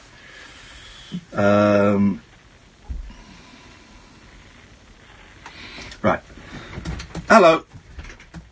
Another email from me about, and then I'm going to put your full name in, which I've got. Put there, because I'll make sure I spell it properly. He has called my show in a very distressed state, claiming that he owes £600 on rent from a former property. Does that sound right? On rent for a previous property. On rent for a previous property. He is terrified that the bailiffs are coming round to get him. He has tried to contact his social worker, who really should be helping him with this, but once again has had no luck. I am writing this. This is what you need to do with these kind of things. Right. I am writing this live on my talkRADIO late night show, as I have on the phone right now in a very agitated state. Please, can you let me know that the social worker will be visiting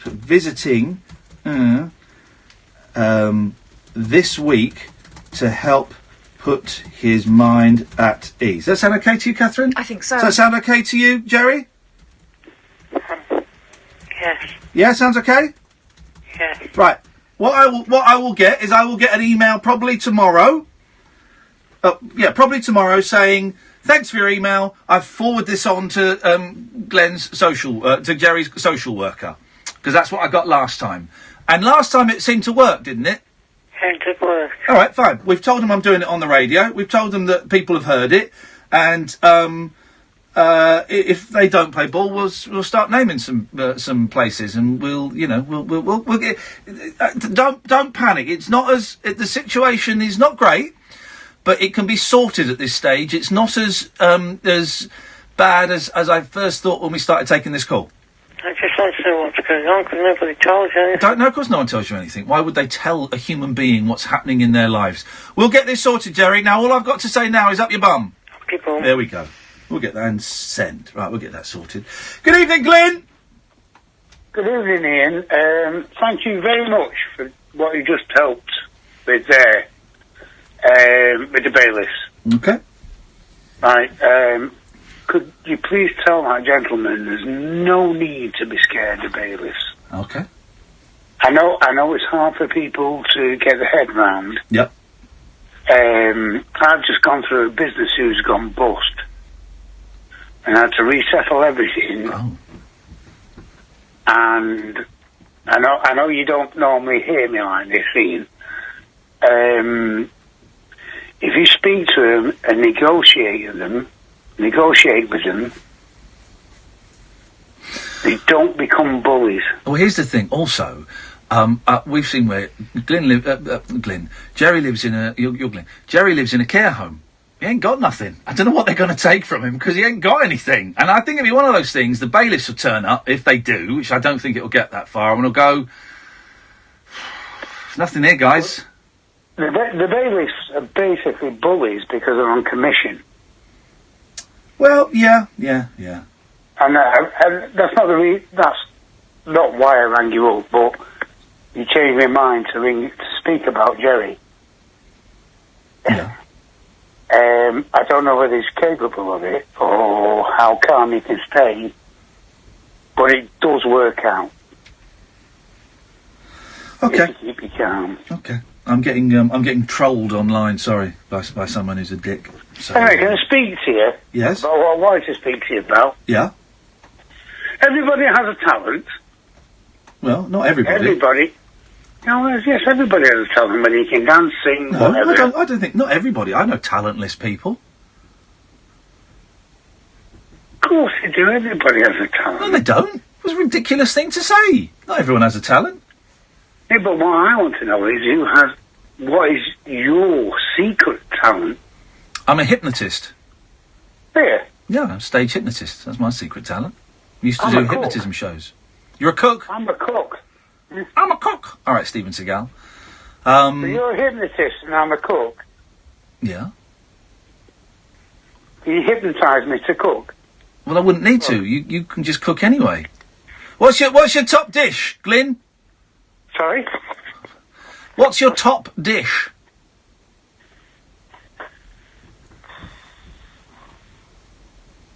I'll give you a very simple dish. Okay, go on then. Right, it's up to you whether you want to do with fresh tomatoes. Yeah. Or tin tomatoes. I like tinnies, yeah. You like tin tomatoes? I do like tinnies, yeah. A bit when you're cooking them, I like tin tomatoes, yeah. Okay then. Okay, well, what are you going to cook? Just like tin tomatoes on toast, which I would eat. No. Naughty, naughty. Yeah. Oh. 2 tins? Sure, why tin not? Tomatoes. Beautiful, yeah. A red onion. Oh, yes.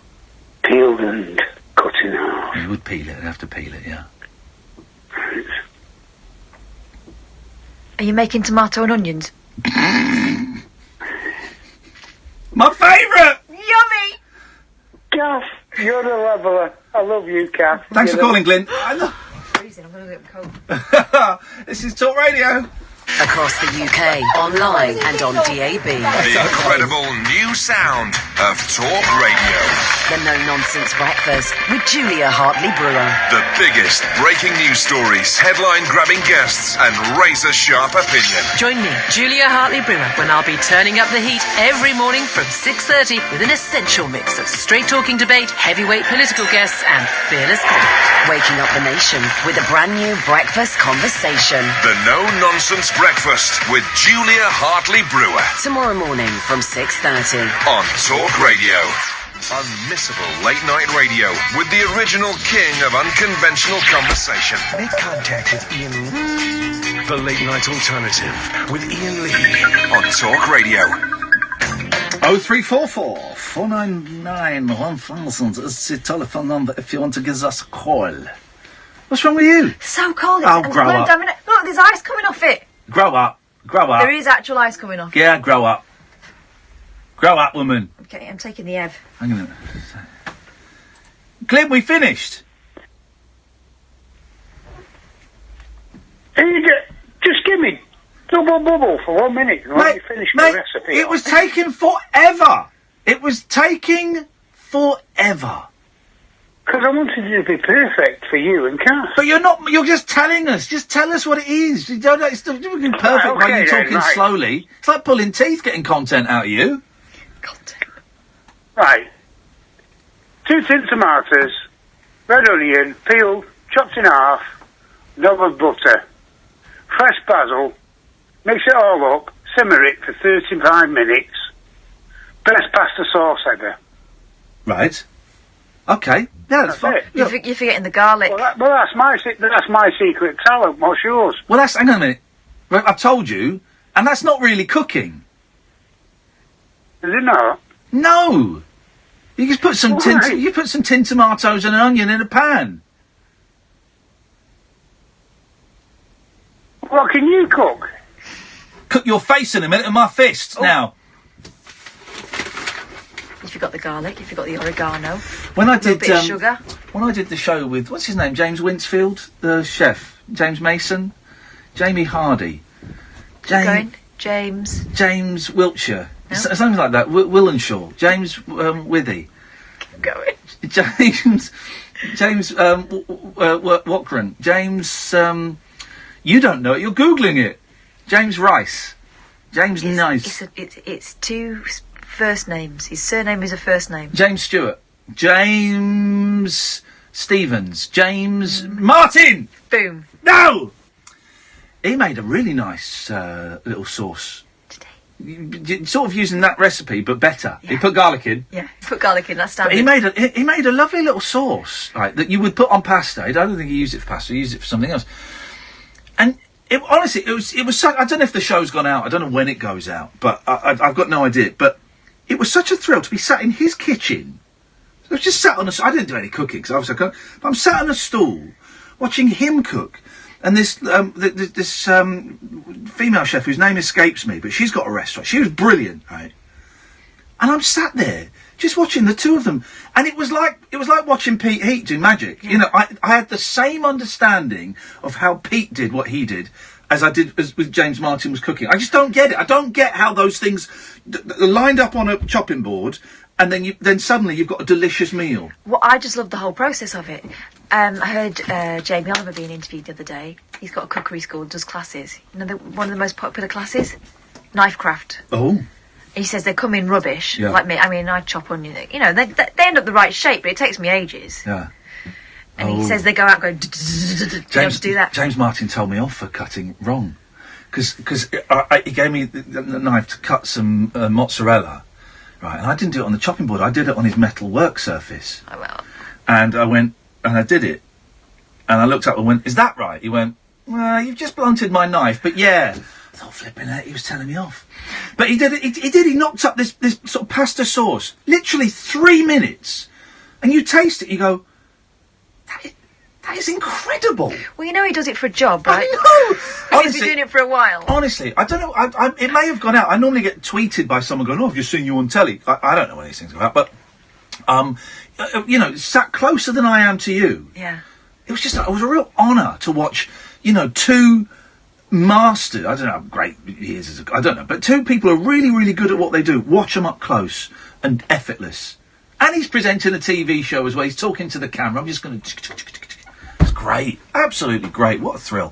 0344 499 1000. Michelle has texted, Ian, can we talk about Carol Vorderman's bum? Certainly can. 0344 499 1000. What's it done now? I've seen it up close. Have you? Yes, I have. Magnificent. Stephen! Hello, Ian. It's been a long time.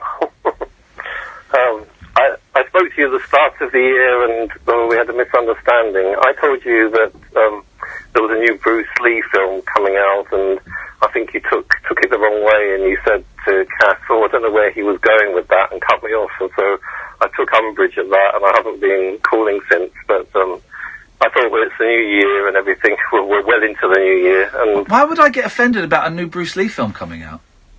Well, I think it's the way I said it. I joked a bit. I said, because it's a Bruce, what do you call it, Bruce-sploitation. Yeah. And I said, because you've got the surname Lee, why don't you make a Bruce-sploitation thing? I was doing it as a sort of a jokey thing. Well, I think, I don't remember this incident at all, but that sounds to me like the kind of thing that I was making a joke and you didn't take the joke the right way. Might have been. So, yeah, it doesn't matter. Anyway, peace and love, brother. Peace and love. But yeah, I thought I don't bear grudges. And well, you did. It was seen for quite a long time. For several months, you've had umbrage. No, but something serious cropped up, and I want a word of advice from you because you know how to deal with this. I had a text from a friend, and she's in my town, and she said she had attempted suicide, but obviously, and that she was in hospital, and so I said, do you want me to visit? And she said no. And she said, she'll probably be out tomorrow. I don't know how long she's been in there because she didn't let me know on the actual day she went in. So okay. So did you say it was the sister of the friend that texted you? Oh no, she did herself. Sorry. She said herself. All right. Sorry. Go on. Yeah. So she's obviously capable of texting. Yes. Making a sort of plane. So I said I'll come and visit. It was actually quite a way and a bit complicated, but I said I'll come and visit because if I did something like that, I'd want someone to be there for me. And so she said no. You see, the thing is about her, it's okay. She won't be listening. She doesn't listen to radio ever. So I mean, any kind of radio. So I mean, no chance of her. Okay. Well, don't mention any names, obviously. No. So she's the kind of person who she's got deep anxieties and a generalised depression. See, I'm the opposite. I get depressed about things in life. You know, like if someone says, "Why are you fed up?" I know exactly why. It's because of ... You know, whereas she has a general malaise. You might say that she's fed up with everything just because it's everything, and anxious about everything just because it's everything. If you see what I mean. And I think that's what made her try to end her life. Well. That I would just suggest not trying to second guess why she did what she did because you don't know. We don't know. No one knows. So I wouldn't try and second guess why she did it. No, but the advice bit was that as a person, I know what she's like personality-wise. You see, she comes across as a very independent, kind of self-contained woman. You know, like I don't need any help, but actually she does need help. I mean, it's pretty obvious. That much I do know. Well, again, in your opinion, which may be incorrect. Yeah, but except that when you offer and you sort of make an overture, she'll often respond to it, but she doesn't ask for help. Okay. Well, offering is fine. Offering help is fine, and if that help is wanted, then that's great. And if that help is declined, then that's great. And it's also fine not to ask for help. Right. So I sent my last text. I said, look, if you're out, if you're still in tomorrow, I'll come and visit. If you're out, let's meet locally. And I thought this was the best I could write it, really. I spent a lot of time thinking of the text. I said, you can say as much as you want or as little as you want, and I'm not going to push you and ask you all the whys and wherefores and say, what did you do and why did you do it exactly? It's completely up to you, but I think it would be quite nice to meet up for a coffee somewhere in our town, and you can just say as little as you want or as much as you want. How does that sound? I said, please text me tomorrow, and let me know, if you're out of the hospital, and maybe we can meet up. Go on. What happened? Do you think the way I phrased that sounded fair enough? No, I don't. Do you want an honest answer? No, I don't. What did you find about that? How would you phrase that differently? Is it, I wouldn't have said, please text me. Oh, about tomorrow, you mean? Mm. That's quite controlling and demanding of someone who's in a very fragile state. That's putting that request. I would suggest, again, I don't know the person involved, but that request is putting a lot of pressure on someone who probably doesn't want any pressure put on them. Could be right, yeah, could be so. Yeah.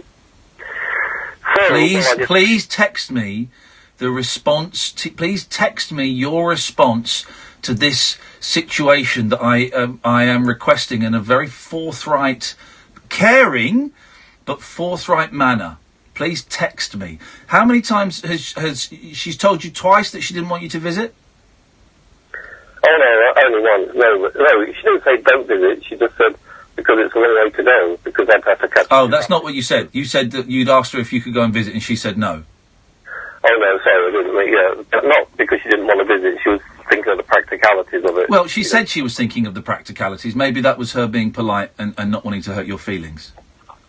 Might have been, except that she did mention the transport. She said, well, you'll have to catch a bus from there to there and there to there, so... Like, yeah, again, that might be her trying to spare your feelings. Instead of just saying no, she might... Well, I'll just leave it then and say, I haven't texted anymore. That was much earlier today, and I said that, and so, I haven't kept on texting back and forth. Because actually, I haven't texted that much, really, but I thought... In your opinion? In my opinion, I haven't. Listen, the poor soul is obviously is in a very is ill, and when we're ill, getting texts from you, and I know you're doing it because you care, and that's great, but you don't know who else is phoning her, you don't know who else is turning up at the door, you don't know who else is texting her. That can be that can be like a barrage of noise to someone who's feeling fragile. That's the word I was looking for. Someone who's probably feeling very fragile. That can be a barrage of noise and a barrage of unwanted responsibility. Right? Brilliant. You've let her know that you're there for her. That's great. And I know you're doing this out of because you're a caring human being. It's obvious you're a caring human being. I would suggest, and I say this with love, that the way you have phrased these things to me have sounded ever so slightly, and I'm sure this is unintentional, but ever so slightly demanding.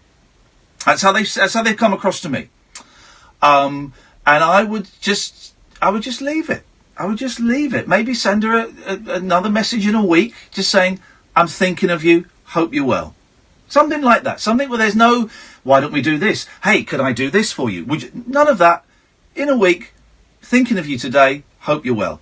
That's it. That's it. It's open-ended, like that. That's it. And if she responds, that's great. Yeah. And if she doesn't respond, that's great. Because she is doing what she needs to do to heal herself. Mm-hmm. You can't fix her. You can't fix her. All you can do is offer to be there in a very... and by that offer to be there, I mean just that simple thing of just thinking of you, hope you're well. That's it. That's all you can do at the moment. True. You can't fix her, man. No, true enough. Yeah, no, it's a tough one. Tough situation. I was a bit shocked to get the first text, actually. Because the way she explained it, I bet you were. How are you feeling about the whole thing? Because it is upsetting when our friends make attempts to take their own lives. It's upsetting. So how are you feeling? Well, what you say has truth in it, because about extrapolating, if that's the word to use, because at times I felt like ending it, and I suppose I think what I would like, had I done that to myself and survived it, and I was in a hospital bed, I'd like probably a friendly voice. So I suppose what you said has truth in it, because, you know, it was like me projecting what would I like in that situation, which is a human thing to do, because obviously we, like you were saying earlier to Catherine about the children incident, you know, that, I mean, you try and identify, you know, if there's any common ground, like, so I felt like ending it, think, well, I don't think things are worthwhile. But then, and if I did do that, knowing what I'm like, I probably, if I woke up in a bed and there was a hospital and there were staff that were not particularly friendly walking around saying, you know, he's a bit of a pain because he's taken up a hospital bed, and, you know... You're making a lot of assumptions there. You're making a lot of assumptions. I know, but I know I'd be thinking that, but I could do, in that situation, with a friendly voice, or a friendly text, or friendly whatever. Yeah. So I guess I'm transmitting that onto this situation. But it would appear... And you could be right, I could be completely way off the mark, and she doesn't want contact from anyone, actually. That could be true. Yeah. But you said, like, how do I feel? So I suppose I was just trying to think, what am I like? That's great that you're thinking about what you're like, but this is a completely different individual who has been through a very, very traumatic, intense and emotional week, 2 weeks, month. Who knows how long this has been building up for. Been through a very, very emotional period. It's like if someone's got cancer, right? It's the same thing. Right. I do actually. Okay, well, yeah, but if someone's is taken to hospital because they got cancer, right? They might not want to see anyone because they feel tired, they feel battered, they feel emotional, they might not want to see anyone, and that's fine. And you wouldn't kind of press on. Someone who's very sick with cancer, saying, "Well, maybe we should meet up for a coffee." And he's text me tomorrow and let me know. You wouldn't do that with someone who's got cancer. Well, actually, on air, I've only ever told James Whale in the past about mine. That I have. I mean, the cancer. You're the second. I haven't gone into specifics, but yeah. So I know what you mean on that score, because I keep it tightly in a box. I don't talk about that with anyone. I don't know why I ever told James. I mean, that was the end of 2016. I told James, but I don't know why really. But I suppose I find him sometimes easy to talk to. Do you think that maybe your desire to help this friend of yours is you asking for help? Have a think about it for a while. Have a think about it for a few days. That maybe you internalising your illness and what's going on for you, and maybe your friend being ill and you trying to help them is actually that's what you want. Is you want someone to go, Stephen, are you sure you're all right, man? Because you've lost a bit of weight and you've been a bit distant, and I'm just wondering, is there something going on? Maybe that's what you want. I might be wrong. I often am. I'm just putting it out there. No, I know. There are no things that can be ruled out, really, when you're talking about the mind and how it works and all these peculiar things that happen to us. Yeah, so, no, I mean, everything's on the table, I think. I mean, I don't discount anything, really, about myself, what goes on. All right. Yeah. All right. Well, okay, well, maybe next week I'll give you a ring. I'll let you know if there's any outcome or whatever. Yeah. And all right. That's okay. Yeah. Thanks, man. Cheers. Bye-bye. All right, see you then. This is Talk Radio. Across the UK, online and on DAB. Talk Radio. We have ways of making you talk. Ocean Credit Card. If you're looking for credit, go to askocean.co.uk and see in seconds if you'll be accepted for an Ocean credit card before you apply. Checking doesn't affect your credit rating. And with a credit limit of up to £1,500, it's a no-brainer. Go to askocean.co.uk right now and get an answer in seconds. 39.9% APR representative variable. Intelligent Lending Limited is a credit broker. Capital One is the exclusive lender. askocean.co.uk. Martin could be like this, or like this. just like his Citroen C3. Citroen C3 is available in 36 colour combinations. We could have made a car, but we made a car for you. Citroen C3 is now available with 0% APR. Visit citroen.co.uk to find out more. Citroen UK is a credit broker and not a lender. Terms, eligibility criteria and returns conditions apply. PSA Finance UK Limited. 0% offer is only available on selected versions. Visit citroen.co.uk for more details. Citroen. A tough and overgrown lawn never gets in the way of the McCulloch man when there's a match on. Like a powerful striker with his McCulloch lawnmower. He has the power to get the job done, cutting the lawn down to size well before the pre-match build-up, leaving it looking good enough to host the Cup final. Get your McCulloch lawnmower and other garden power tools at good DIY stores nationwide or at McCulloch.com. McCulloch, the power to get the job done. As an employer, I like to look after my staff. Like remembering birthdays and making sure we don't run out of tea bags, that sort of thing. But I'm also responsible for the really important things too, like providing a workplace pension. But I've no say in what's on the radio. Even if you only employ one person, you have to provide a workplace pension. It's the law. Get to know your responsibilities. Ocean.co.uk. Workplacepensions.gov.uk. Man, with the World Cup almost here, Red Driving School wants you. Red has just won the National Driving School Award 2018, and we're offering a special deal to join our team. There's never been a better time to pull on your instructing boots, as demand for driving lessons is rising. Instructor earnings are increasing. It's an open goal. Imagine first-rate training and support through to full qualification. Then work the hours you want when you want. Come on, there's room on the Red team sheet for you. For details, visit reddrivingschool.com. Find your perfect pre-owned vehicle with a Mitsubishi approved used range. They come with a guaranteed service history, 2-year warranty, roadside assistance, free annual health check and a 30-day exchange plan. Plus, from the 18th to 27th of May, your local Mitsubishi dealer will be offering a £500 deposit contribution. Visit Mitsubishi-cars.co.uk. £500 deposit contribution with 9.9% APR. Shogun Finance Limited. Offer available between the 18th and 27th of May 2018 at participating retailers only. Credit subject to status. 18 plus UK residents. The Late Night Alternative with Iain Lee on Talk Radio.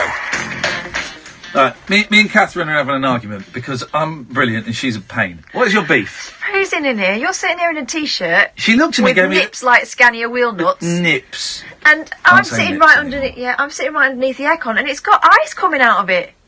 That's not ice. That's proper ice. That is not ice. That's but just. If you put your finger on that, you'll be stuck to the ceiling.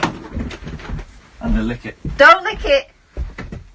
It's not ice. What is it? That's just the crap. That's just crap that's in the air conditioning. That's Why is it white? It's probably Legionnaires. That's what that is. Your actual Legionnaires. She just looked at me, right, and gave me the dirtiest look during the adverts, and pulled a face as if to say, "It's the kind of you've done a stinky fart face." I was like, "What was that for?" "I'm cold. I'm cold." I said, "So what?" He's doing the voice. You know, it's a serious argument. I said, "So what?" She went, I'm cold. Can I go and put the heating up a little bit? Can I go and put the heating up a wee bit, please, sir? I said, "No, Where am I from now?" I said, "No, you blooming well can't. This is if you can't stand the cold, get out of the studio." And then you started to pack your computer up to get out. I mean, I tell you what. Why don't you do us all a favour? Why are you going to sit in there with your boyfriend Sam? All right. I'll just warm up a bit. Outrageous! Outrageous! We're on air. We are on air. Can I turn it up? No. Bye.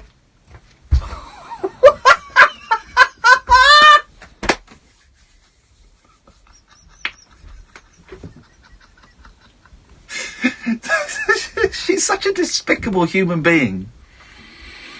034 499. No, 0344. 0344. That's how you say it. 0344 499 1000 is the telephone number. After midnight, we've got another yes word or S word. It's from Noel Taylor. It's called The Skipping Girl. I've not heard it, but it should be a lot of fun. We take calls straight to air for that bit. And then afterwards, you can call in again about anything you fancy. We've only had one. The new listener figures have come out, and this show is up 230% on this time last year. And it's up 44% on 3 months ago, which is great. But I do worry that we're starting to lose the slight cultish element of the show. what I'm saying is, I think we have too many listeners. So if you love the show as much as you say you do, then you need to set me free. If you want this show to continue being innovative, filthy, and a little bit crap, then we need to get the listener figures back down. Because once we start getting too many listeners, we're going to have to get slick, professional, and then be replaced by someone who works for the Sun. So that's what's going to happen. So we need a few listeners to phone in and say, I'm going to stop listening, just to help those figures go down. So far, we've only had Gavin, who's put his money where his mouth is. So if anybody else could phone up, please, and say, yeah, you know what, I'm going to stop listening to help, to make sure the show continues. I'm going to be switching off my radio and I ain't never going to listen again. I'll come up with some suggestions of what you should listen to. Oh, I'll find you another radio station. Don't worry about that. Oh, I'll find you one. But we do need to... So, 0344 499 1000. We're looking for listeners to resign from their listenership, please. You are listening to the Late at Night Alternative with me, Iain Lee. On his own, on Talk Radio. Talk Radio. Intelligent, organic entertainment. Talk Radio. We'll get you talking. There are some bad words you can't say on the radio, like and. However, there's one word you can say that Jaguar find very offensive. Humdrum. From its eye-catching aerodynamic design to that unmistakable Jaguar roar, the Jaguar XE is anything but humdrum. Starting from just £289 per month on Jaguar personal contract hire. Only £289? That's great. Find your nearest retailer at jaguar.co.uk. Jaguar, the art of performance. Initial rental £3,446. 24-month term. Subject to status. 10,000 miles per annum. Mileage and return conditions apply. Offer ends 30th of June. Available at participating retailers only. Visit jaguar.co.uk. Cast your mind back and think. Were you ever contacted out of the blue for a pension review? Were you advised to move your work or personal pension into a SIP, self-invested personal pension? Yes, I was. You could be due thousands if you were missold. Money Redress are trusted claim specialists in pension and investment mis-selling. They'll manage the whole claim for you on a no payout, no fee basis, so you can't lose. Text WIN to 85077. It's time. Time to join the millions of people that meet happy with Zoom video conferencing. With stunning HD video, crisp audio, and instant wireless sharing across any mobile, tablet, or desktop device. But the best thing about Zoom? It just works. So ditch the distractions, join the movement, and meet happy with Zoom video conferencing. Visit zoom.us to set up your free account today. That's zoom.us. Zoom video conferencing. 1 in 4 children believe potatoes grow on trees. 1 in 5 children believe fish fingers are made from chicken. And 1 in 8 adults believe the moon landings didn't happen. People believe all sorts of strange things. Some people believe that insurance companies try to avoid paying claims. But last year, Zurich paid 99% of insurance claims made by their UK customers. Zurich, an insurance company you can believe in. To find out more, visit zurich.co.uk/99.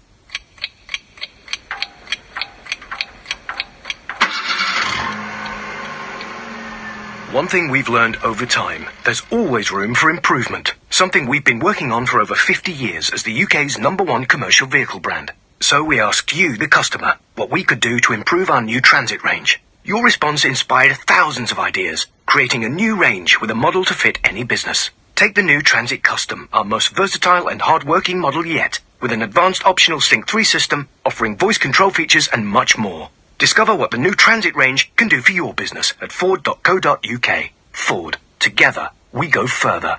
Across the UK, online and on DAB. Talk Radio, on the hour news headlines. Good morning, I'm James Niche. Meghan Markle's spoken of her sadness that her father will not be at her wedding to Prince Harry. Thomas Markle's been undergoing heart surgery. Talk Radio's been speaking to the only reporter to get a one-on-one interview with him. Sean Mundell from entertainment website TMZ has been telling us how Meghan's been dealing with the controversy surrounding her father. When the controversy broke over the weekend, that it was painful, for her. It was embarrassing, and was at times tearful. But by all accounts, she is a strong woman, and she has dealt with quite a bit before in terms of struggles in her personal life. And there'll be live coverage of the wedding right here on Talk Radio. A child and a teacher have been killed in a crash between a school bus and a truck in New Jersey. 43 others have been injured in the accident. Several of them are said to be in a critical condition. Pictures from the scene show the yellow bus on its side with its front mangled and wheels missing. Local Mayor Rob Greenbaum says there's a huge emergency response underway. I have seen the accident scene. I can only describe it as horrific. And I know that there was a mass response from EMS that took the kids to the appropriate medical facilities that are in the area. Ariana Grande's described the Manchester Arena bomb attack as the absolute worst of humanity. She's done so in an emotional interview nearly a year on from the atrocity. 22 people were killed and more than 500 injured. A woman will be sentenced next week for an acid attack on her ex-partner. It left him so seriously injured he ended his life. And a volcano in Hawaii has erupted days after hundreds of people were told to evacuate the area. It sent a massive ash cloud about 30,000 feet into the sky. Your weather, largely clear skies and becoming cold. Friday will be another fine and sunny day. Across the UK, online and on DAB. The wild man of late night radio, Iain Lee. Differently interesting nocturnal emissions from a legend of late night radio. On air and off the leash. The late night alternative with Iain Lee on Talk Radio. We'll get you talking. 0344 499 1000 is the telephone number. The late night alternative with just me, Iain Lee, on Talk Radio, weeknights. From 10 o'clock until 1 o'clock, you can listen to Talk Radio on DAB. You can download the app and we are the highest rated show on this station for listeners online. More people listen to this show at talkradio.co.uk and on the app than they do for any other show on this station. So thank you guys. 0344 499 1000. We're going to do a yes word or an S word soon. Let's go to Bill first. Good evening, Bill. Hello. Hello, Bill. How's things? Things are good. Oh, no, I shouldn't do that. Sorry? I'm not allowed to say that. Okay. You're not, actually. Anyway, let's ignore that. Yeah. I'm doing an alternative late night experiment. Does that involve taking LSD? No, nothing that extreme. Unlucky. Okay, go on. Basically, I've not had cake for about 10 years. When you say cake, do you mean the drug, or do you mean cakey cake? Well, no, it's cake. It's caramel. It's really nice. Actual cake. All right. Yeah, but it's got something. It's spacey. Oh, come on, man. What? I thought you were off all of that stuff. I thought you were getting clean. No. I've stopped drinking completely, and then I've stopped smoking, and this it's all right. Hang on a second. Kath, it's all right, love. Stay out there. It's going to be too cold for you, Catherine. You stay out there, Kath. It's too cold for you. Come in. No, don't tell her to. No, it's going to be too cold for her. Come in. No, stay out. Come in. Stay out. Get in. Come in. Get out. Stay out. No, come in. No, stay out. Come in. Stay out. No, come in. No. Yes, stay out. Come in. Stay out. Come in. Stay out. Come in. Stay out. Stay out. Come in. Oh, no! I don't think anyone has ever fallen for that trick, because I try and do that with my boys, and they go, well, you just said what I wanted you to say. They don't fall for it in the slightest. Oh, my God. It's so different. Yeah. What is? Eating it compared to... I can't, listen, Bill, I can't take a phone call listening to you getting high on hash browns.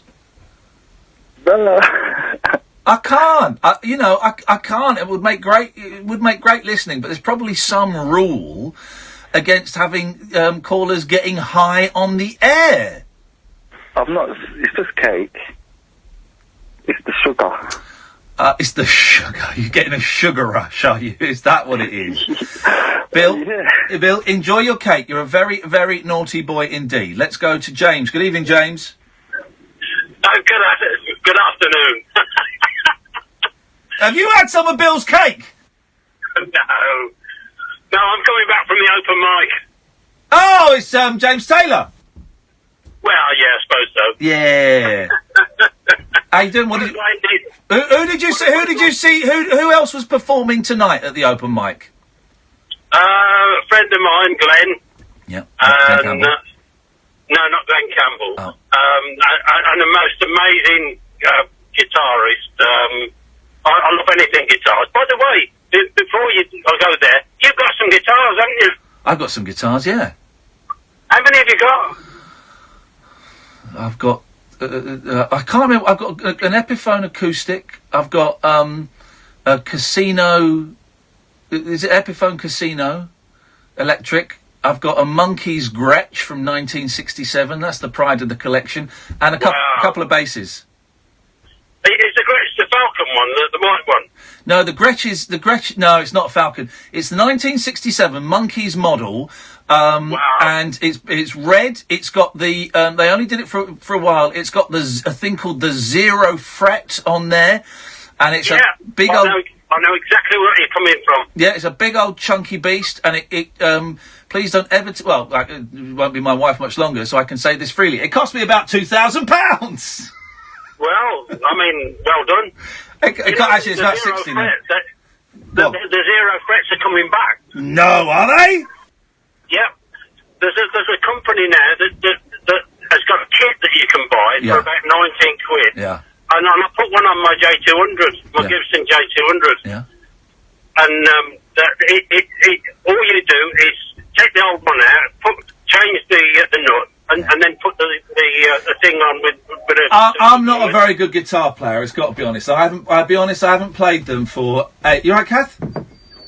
Sorry? It's too cold. No, I didn't say that. No, it's right, Kath's being a div. Don't tell her, right? Don't tell her. But I put the heating up. I put the heating up when the news was on. It's nice and toasty here now. Oh, good. Did it when I was 21. Guitar talk is man talk. Guitar, yeah. I don't know well, I think women can talk about guitars. You go and try and you go and say that to Susie Quattro. But I'm not a very good guitar player at all. So I can only strum a few chords, but I used to like doing it when I was younger. And when I get this new house, which is looking closer and closer, when I get this new house, I'm gonna have there's a room that's going to be the music room. It's where I'm going to store all my CDs, all my vinyl. It's where I'm going to have my good stereo set up, and the guitars are going to be in there. Yeah, great. A man cave. It's kind of going to. I guess we'd call it a man cave. I think a music room is a little bit more distinguished. Yeah. What sort of music do you play? Beatles. I was in a band for a while. I played bass in a band, and we did some originals, and we did some sort of classic rock songs with a horn section that made it sexy, and they were all sung in Japanese. Goodness me. Yeah, I know, isn't it? Yeah, great stuff. By the way, let me tell you about this guy called Brandon. Yeah. He's an absolutely amazing guitarist. Yeah. And he sort of, he's like a ghost. He comes round with us. He's great. He is. Yeah. And whatever. I mean, I was doing You've Got a Friend again tonight on the set, and he came up and got his guitar, and he just slots in. Oh, people like that, man. It makes you sick. I'm being asked. Have you got a YouTube channel? No, I don't do it. Oh. No, I don't do social media or anything like that. I just have an email and a phone. All right. Well, that's good for you. Good for you. All right, man. I promise. Before you go, I promise you, I'll do another song for you next time I ring up. All right. Brilliant. Then please do. I look forward to it, James. Thank you very much, mate. Cheers. You take care. Ta-ta. Bye-bye. Justin is saying your 67 Gretches about £6,000 these days. No, they're not. They're not. It was 1,600 quid. I think it cost me. They're not, but not this particular model. Good evening, Hannah. Evening. Evening. I think you have way too many listeners and not enough planning. Okay, thank you very much indeed. Let's go to Keith. Good evening, Keith. Hello there, you two. Hope you're well. Kath isn't in the studio because she's doing a dirty protest. Yeah, multitask. Yeah, right. Yeah, well, I just picked up the thread that you're trying to reduce listeners, and yes, we've got too many feelings of sadness. So I'm up here in Wigan, Lancashire, and I'm afraid I'm going to have to resort to listen to that idiot Alan Bezic on Radio Lancashire. Are you prepared? Oh, this is brilliant, Keith. Are you saying that you are prepared to stop listening to this show? If it helps you. Sorry? I thought you said if it ups you. If it helps you. It would help me, yes. And so you're going to go to BBC Radio Lancashire. Oh, it's a sad, I was quite sad when, but, anything that helps, Mate, appreciate it. Absolutely. Alan Bezic, he just... I've been sort of on and off chatting to him for about 20 years. I think you mentioned, you know who he is, don't you? Yeah.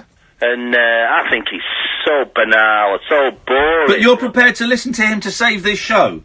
Absolutely. Well, let's have a listen. Let's go to BBC Radio Lancashire and listen to Alan Bezic now. This is what... so banal.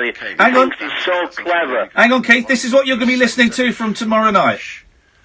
We are, and I don't just mean. Oh no! I like can me. just feel the it. British, the people who perceive themselves to be. He's done everything from being a psychiatric nurse to a bus driver. It's fantastic. Oh, he thinks he's so clever. Yeah. Oh, hang on, the sound's gone. How do I get it louder? Here we go. Perceive themselves to be part of this fabulous nation of ours. This is Gavin's going to... No, Keith's going to take a dive for us, Kath. He's going to stop listening to save this show. No. And he's going to listen to Alan Bezic. What? No, that's too much. No. He's so banal. He thinks he's so clever. Keith, I really appreciate that. That's a very, very noble thing to do. Oh, it's going to take a lot. Thank you very much indeed. What a nice guy. He's doing that for us. Team, be grateful he's taking one for you. Lancashire, and killed quite a lot of people. Oh. Including a famous campaigner, her name was Pat, a famous campaigner for charity, Pat Seed. Her husband, I think it was, died in that. And it was... He's got one of those mouths that... It was absolutely... This is in the 1980s, before that even, I think. And it was absolutely horrendous. Someone make him a brew, for heaven's sake. Let's go to Steve. Good evening, Steve. Hello, mate. How you doing? Very, very well. That's none of your business. What have you... I don't know how to do that yet. What have you got for us, Steve? It's just a quick call, really, just to say, because forgive me, I don't actually listen to your show live, but I listen to the podcast on the tube and when I go for run and stuff, and it's bloody brilliant. And I listened to the Lacey one today, and I just thought it was such a lovely thing that you did. And I just wanted to say, bloody keep it up, 'cause it's great, mate. I love it, and I just think the stuff you do is really, really nice. Hey, Steve, thank you, man. So do you? Obviously, are you listening live tonight, or have you just called in on the off chance?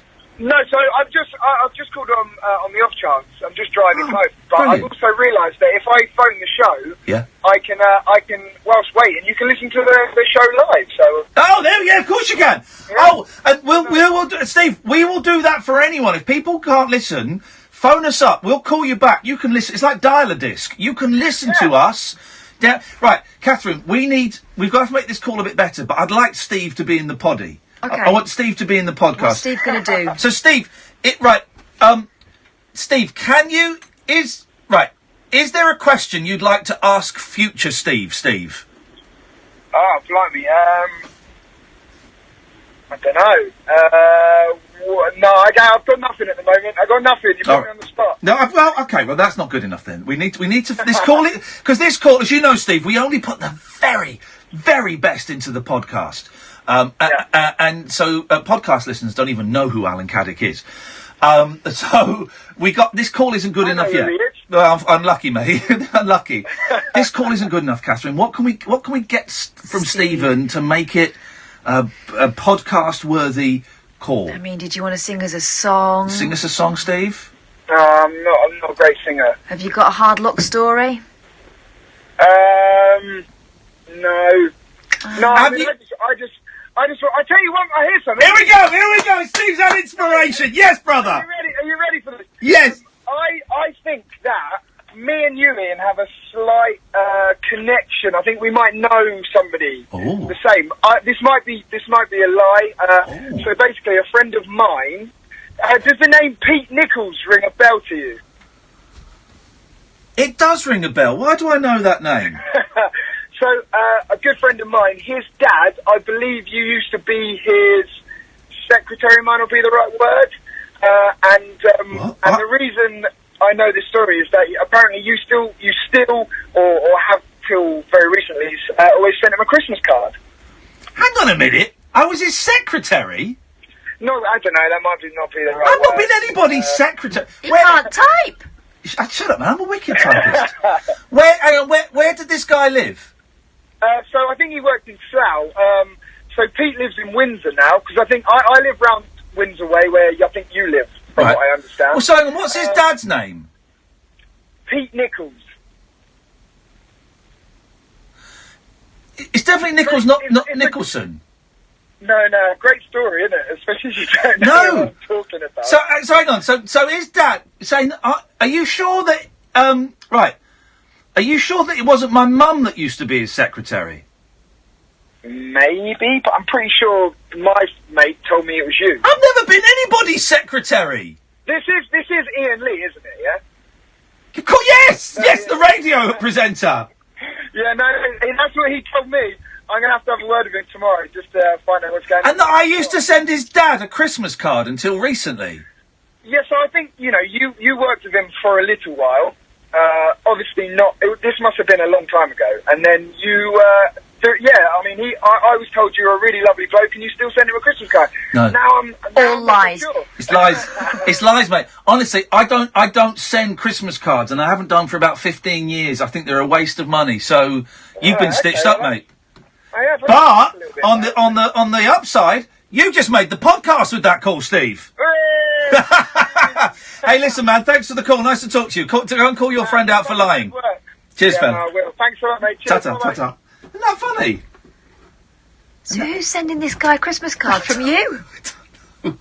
Right, we have a break. When we come back, it's the yes word or the S word with Noel Taylor. And Noel has just called in. This is Talk Radio.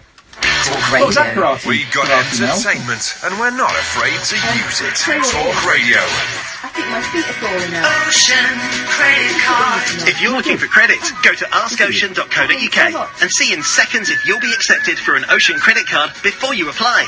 Checking doesn't affect your credit rating. And with a credit limit of up to £1,500, it's a no-brainer. Go to askocean.co.uk right now and get an answer in seconds. 39.9% APR representative variable. Intelligent Lending Limited is a credit broker. Capital One is the exclusive lender. askocean.co.uk.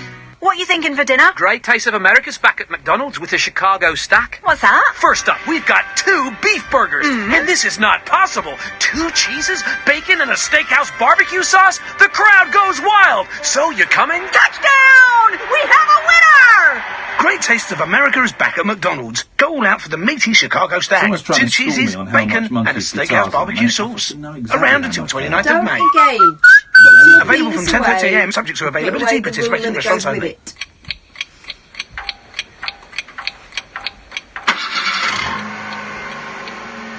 One thing we've learned over time, there's always room for improvement. Something we've been working on for over 50 years as the UK's #1 commercial vehicle brand. So we asked you, the customer, what we could do to improve our new Transit range. Your response inspired thousands of ideas, creating a new range with a model to fit any business. Take the new Transit Custom, our most versatile and hard-working model yet, with an advanced optional Sync 3 system, offering voice control features and much more.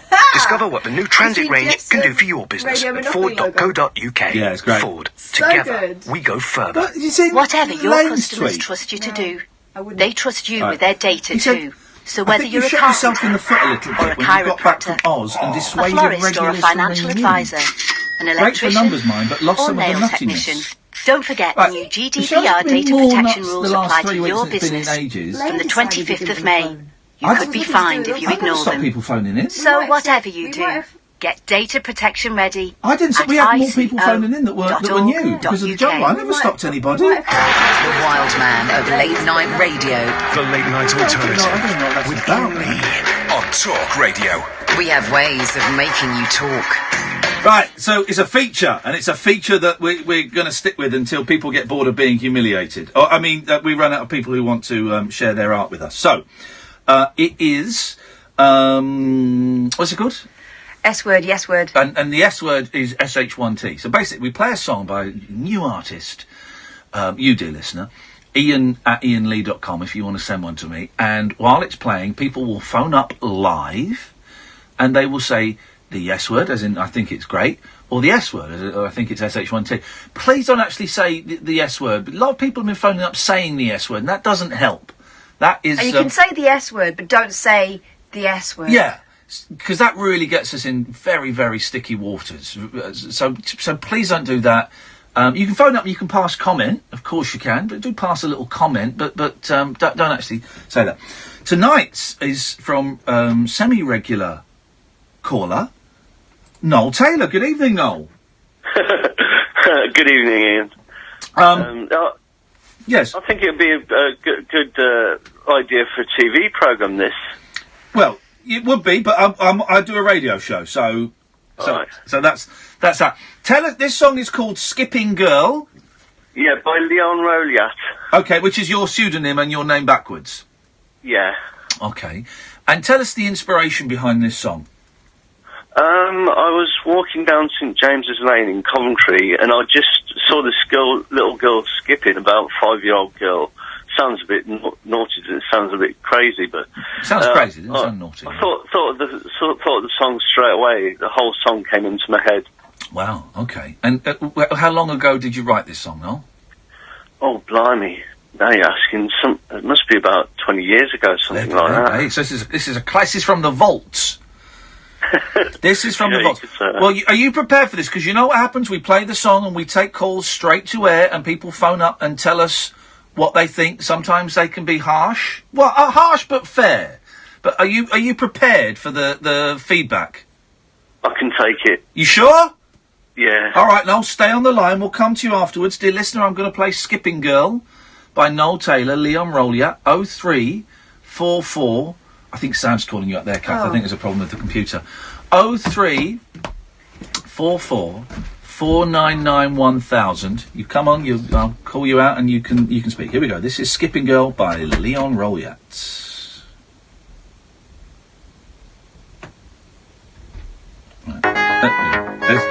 Let's get back to the beginning because it sounds quite synthy and I like that. Here we go. 0344 499 1000. Wow.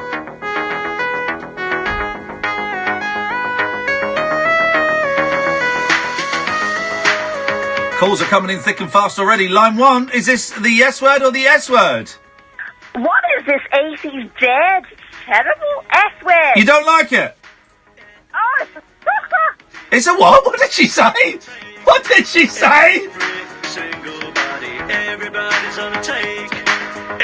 Line 2, yes word or S word? I hear barcode. Thank you very much indeed. It's bad, not good. It's everywhere in the neighborhood. 0344 499 1000.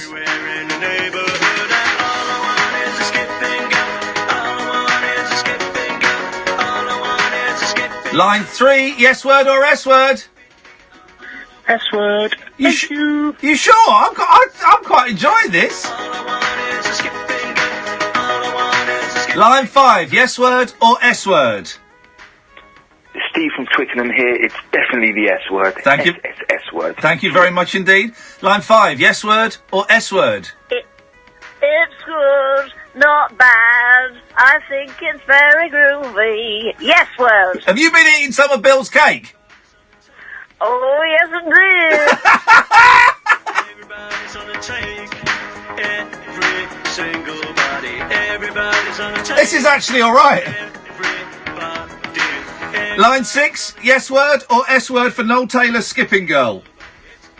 Funny. Okay, right, that doesn't help. Can we not have any bad language, please? Not good. It's everywhere in the neighborhood. Line 9, yes word or S word, please? No bad language. Good evening, it's an S, but just a small S. It'd actually be a really good, it'd be S if Nigel did a cover version of it. Okay, thank you very much indeed. Okay, he says no bad language. 0344 499 1000. Line 10, yes word or S word? Synthesize. Okay, that's it. Again, no bad language, please. Please don't phone up and swear. Actually say that word, please. Line 12, yes word or S word? Don't actually say the S word, please. The song's making me really moist, yes. Okay, right, that's not... Okay, people aren't taking this feature seriously. Wow. Line 1, yes word or S word? Yes, baby, yes, baby, yes, baby, yes! Permission to pull out, please, sir! Yeah, permissions are granted! There we go. Line 3, yes word or S word? Oh, yeah. Yes, word. Thank you very much indeed. What a polite young person there.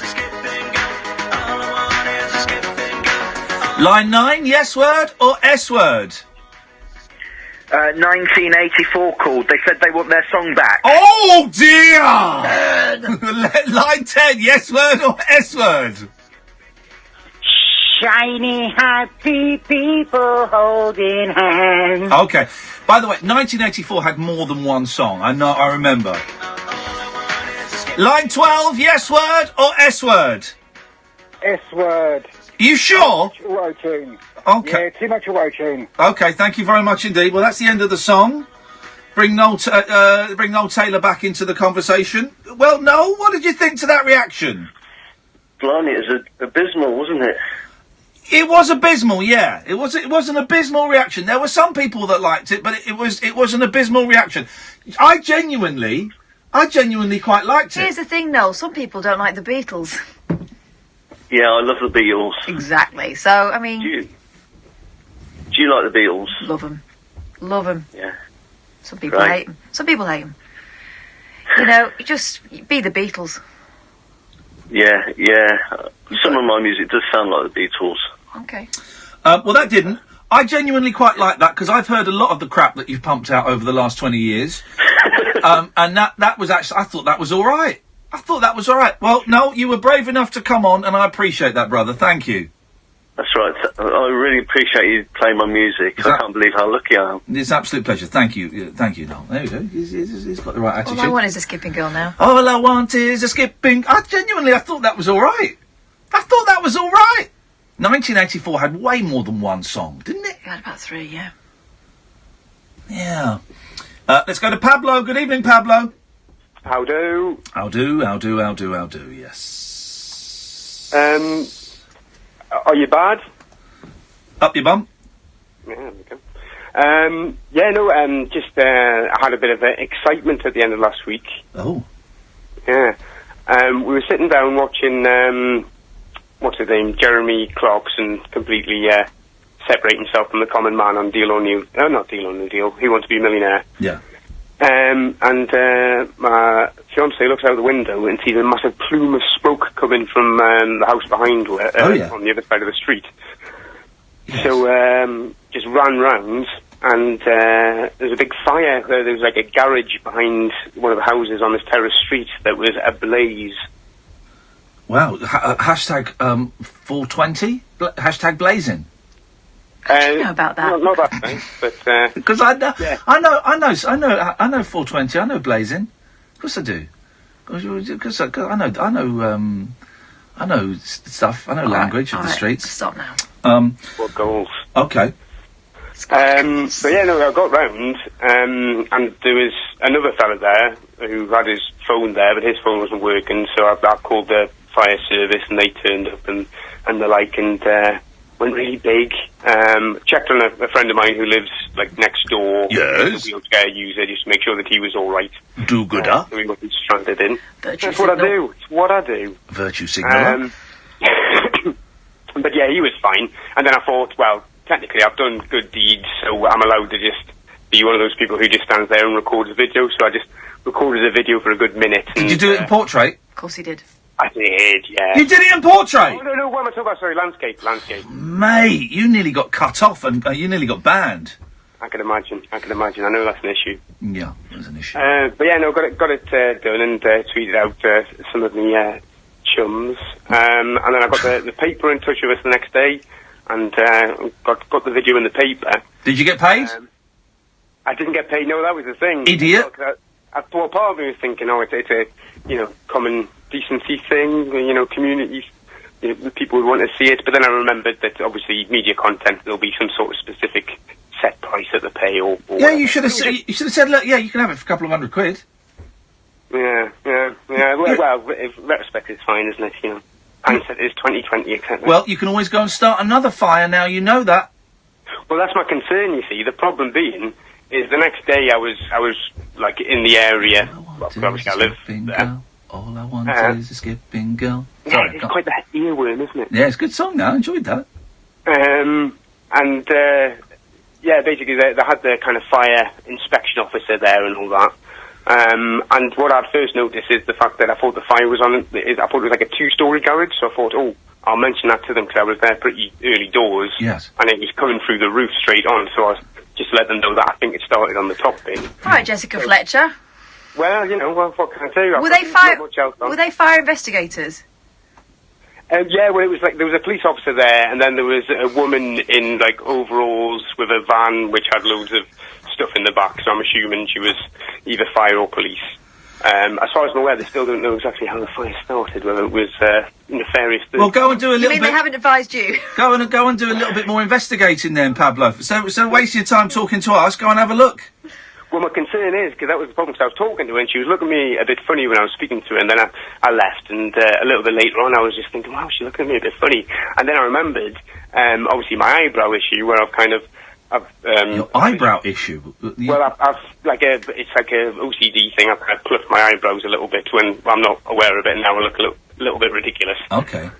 But then I realised that, if you're going to be setting a fire within close proximity, if you're not careful, one of the first things that's going to go is your eyebrows, isn't it? Of course it is, mate. Of course it is. By doing my common decency and putting my oar in to say, obviously she would probably know it'd been her job, no? Yes. But trying to help out, I've possibly put myself right in the firing line for, no pun intended, for a suspect, if it is nefarious.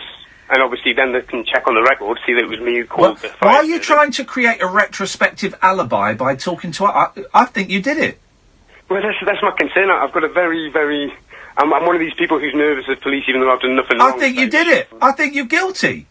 Well, that's it. Well, the worst thing is, as well, a friend of mine, just the day before, his house had been gutted by an electrical fire whilst he was at work, luckily, so nobody was hurt. So you burnt your mate's house down and you burnt down a garage. Mate, you need to get help, Pablo, seriously.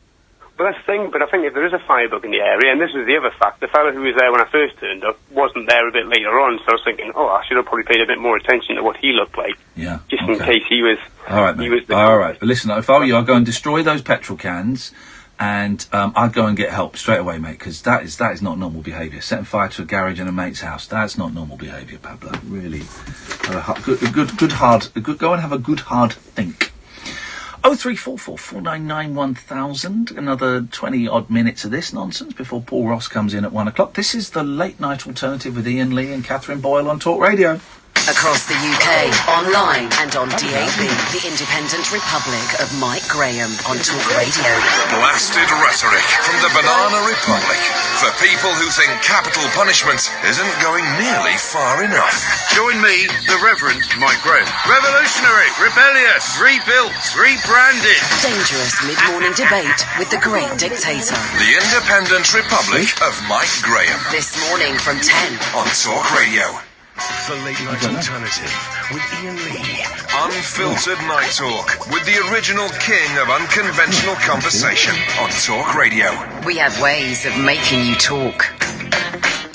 0344 499 1000 is the telephone number if you want to give us a call. Have you got a horror, a murder story for us? Yeah, but after Pablo, I don't know whether we need one. Well, I would suggest, here's my suggestion for tonight, make it like 50s, 60s.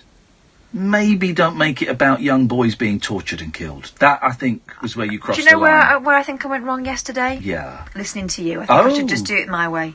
Because... Okay, well... You interjected. Fine. Yeah, no, that's fine. And then it ended up getting a little bit... You did one about 13-year-old boys being 13 to 20. Being murdered. All I would say in that is, how many awards have you won? I've won 4. Yeah. And how many was that when I was working with you? 4? Well, 2 of them you were just the newsreader. What? Okay. So 2 of them you were just the newsreader. Yeah. Okay. And I still managed to get you an award. So. Okay. Okay. And how many Ofcoms have you won? Well, I'm not sorry. You won one Ofcom. I don't accept. No, I've got one, but I don't accept it. Yeah, you've got one complaint upheld by the governing body that was monitors. Someone who was going for you, and they managed to get me in the that crossfire. monitors the output of radio. I think. Okay, and I have got 0. I'm going to be honest. I think you threw me under the bus with that one. No, mate. Yeah. It was for the. It You was saved for, yourself, but it's cool. No, it's cool. I was asked to comment because someone complained about this show and about the best of show that you're in charge of. That goes out quite early in the daytime. Yeah. And I was asked to write why I thought it was appropriate that it went out during my show, and I did. Yeah, and then you went, but I can't. Well, that was the best of was your show. It's not doing me. Yeah. You put something that was inappropriate for daytime listening on in the daytime. Apparently. Well, Some yeah. people can't handle the truth. That's the problem. Well, no, the truth exactly, and the truth is, you muffed up big time, and I haven't yet, and I won't because I know the rules. It's a tiny thing. You get your story straight. I'll get Barney on the line first of all. Good evening, Barney. Howdy, y'all. I just wanted to... Howdy, Barney. No, we got to do it in cowboy voices for the whole call. Oh, my God. Oh, my God, Barney boy, what you got for us tonight? Well, Iain Lee. Yes, Barney. I just wanted to clear up that person who said 1984 wanted their song back. I think they actually meant that Noel has plagiarised from the band called the 1984. Well, but the band, the 1984, if such a band exists, are you saying they only have one song? No. So they have more than one song. So I was correct. 1984 has more than one song. Oh. Thanks for calling, Barney. Catherine, let's get a spooky murder story. I'm going to put the heating down a little bit because I'm getting quite hot now. Oh, back to you. No, well, I feel like I'm passing out. Yep. Oh, piss off.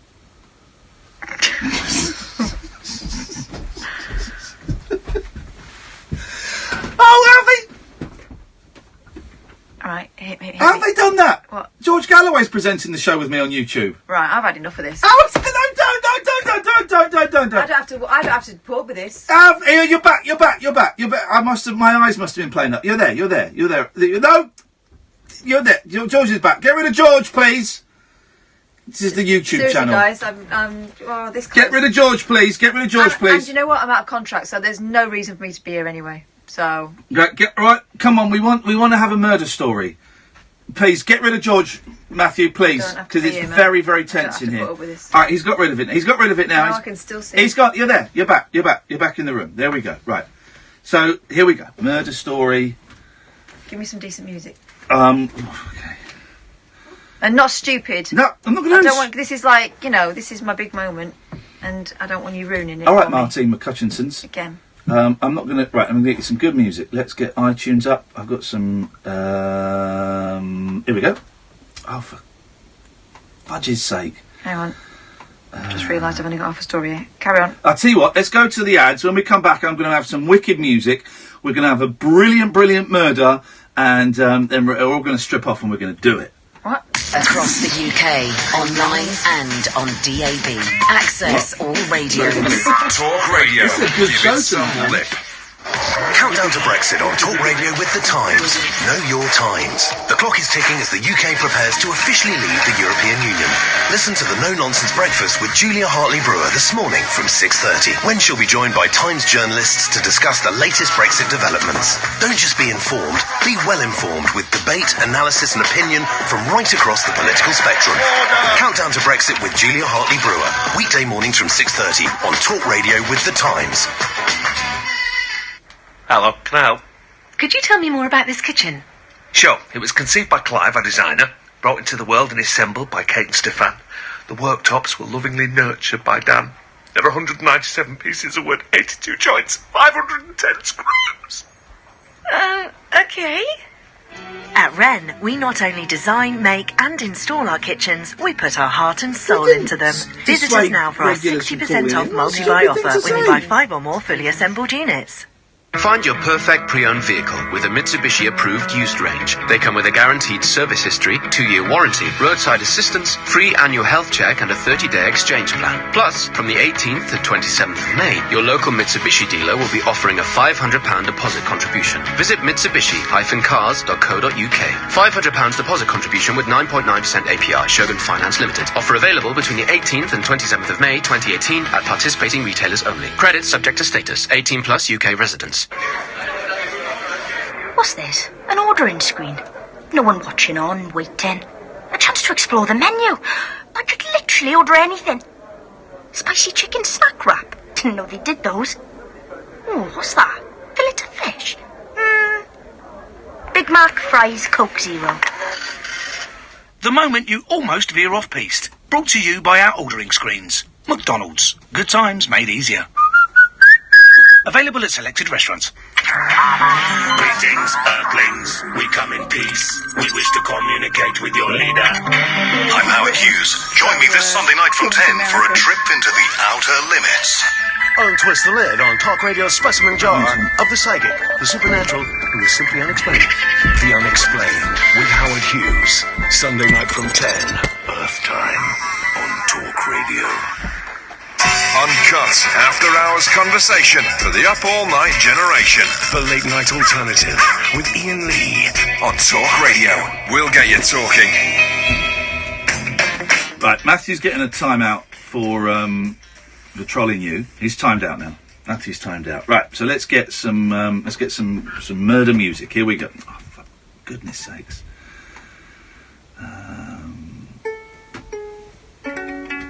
No? No. Okay. No. That's right. No. Oh, okay. Just keep going. No. It's not as close. No. No. No. No. No.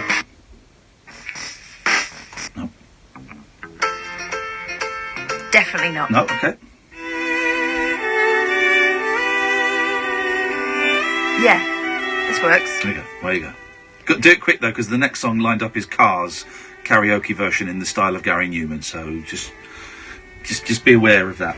To the lonely, well-heeled old women he met at church functions, the romantic charm of quiet, heavy-set Alfred Leonard Klein, 56, was considerably enhanced by a remote quality that they could not identify. Couldn't put their finger on it, could they? No. Klein liked company, but his company usually died suddenly in a hotel room shortly after signing her estate over to him. He liked efficiency.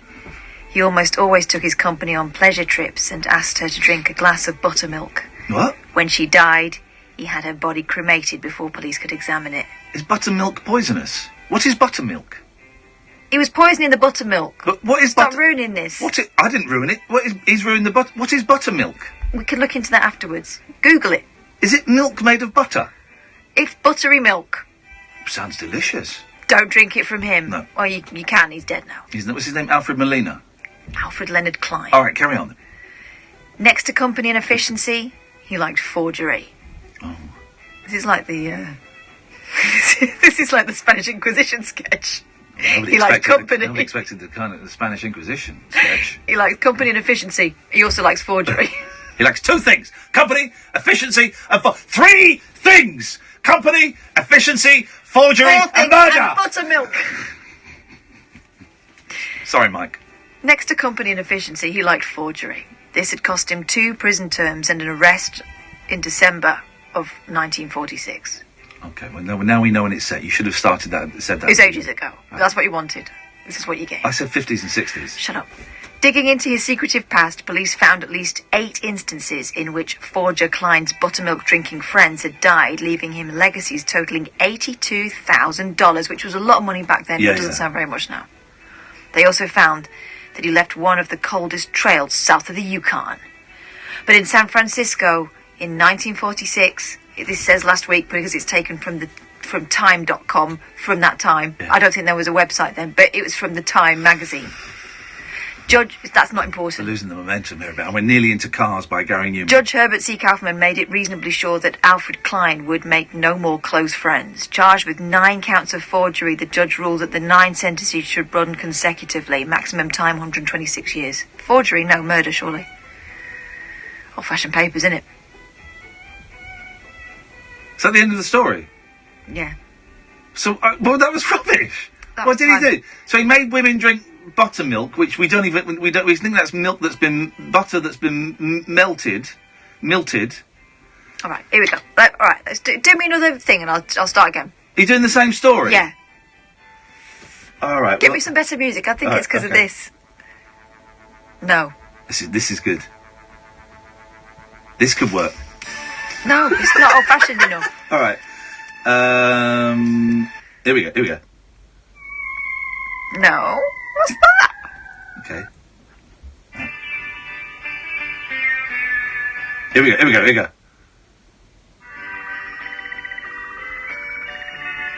Okay, I think I can work with this. Okay. A prolific American bluebeard. Klein was linked with at least 9... Hang on a minute, I might have a better one. What?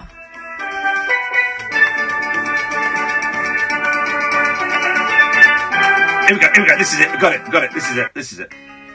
Here we go. This is it. No. This is it. This is Alfred Leonard Klein again. All right. Pretend you didn't hear the first one. Take two. We'll cut the other one out. Take 2. A prolific American bluebeard, Alfred Leonard Klein, was linked with at least 9 homicides between 1930 and his arrest in 1945. 8 of his wives were dispatched after willing their earthly possessions to Klein. His single male victim was an evangelist, the Reverend Ernest Jones, who made Klein the heir to $11,000 shortly before his unexpected death. Drinking buttermilk. With practice, Klein polished his murder technique to perfection. Insisting on a lavish honeymoon, he would check into a stylish hotel, there persuading his bride to drink a glass of buttermilk laced with powerful sedatives. That makes more sense. Okay. That makes more sense now. He drugged it. Yeah, it just wasn't just off. That would just make him sick. As she lost consciousness, the house physician would be summoned, told that Mrs. Klein was suffering another heart attack. Hours later, when a second dose of drugs proved fatal, doctors were inclined to issue death certificates citing heart failure as the proximate cause. Proximate? Is that a word? Yeah. Okay. In May 1944, Klein married a Chicago widow called Delora Krebs. True story. Okay. And promptly set off for the West Coast. No, down. Down, boy, down. That, what's he called? Mike? He's going to go nuts listening to this. Yeah, I think we may have lost Mike. I gave him some buttermilk. I'm going to start again. No, don't start again. In May 1944, Klein married a Chicago widow, Delora Krebs, and promptly set off for the West Coast. Delora's annuity checks were always promptly cashed, but relatives had trouble reaching her by telephone. She was dead. Klein habitually put them off with tales of illness. He'd habitually put them off? Habitually. Oh, he said Klein had habitually put them... No, she's not coming. Don't like you, dirty cow. I don't think you're taking this seriously. I am. I want some buttermilk. Klein habitually put them off. You stink, you smelly tart. She's not home to you. Klein habitually put them off. Yes. With tales of illness, shopping errands, previous engagements, better things to do. Yes. When a wire arrived from Portland, Oregon... That's a telegram. Yeah, reporting a death, family members pressed for an investigation uncovering Klein's criminal activities in a dozen states.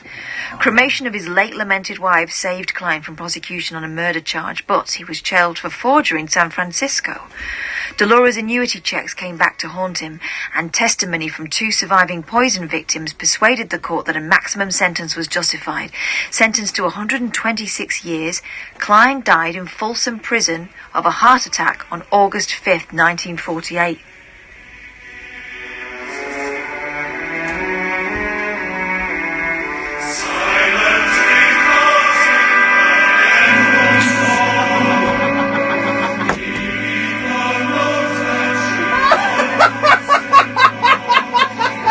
Dearly beloved, we are gathered to celebrate. It's very like that, isn't it? Isn't it? That's the Beatles and Eleanor Rigby there.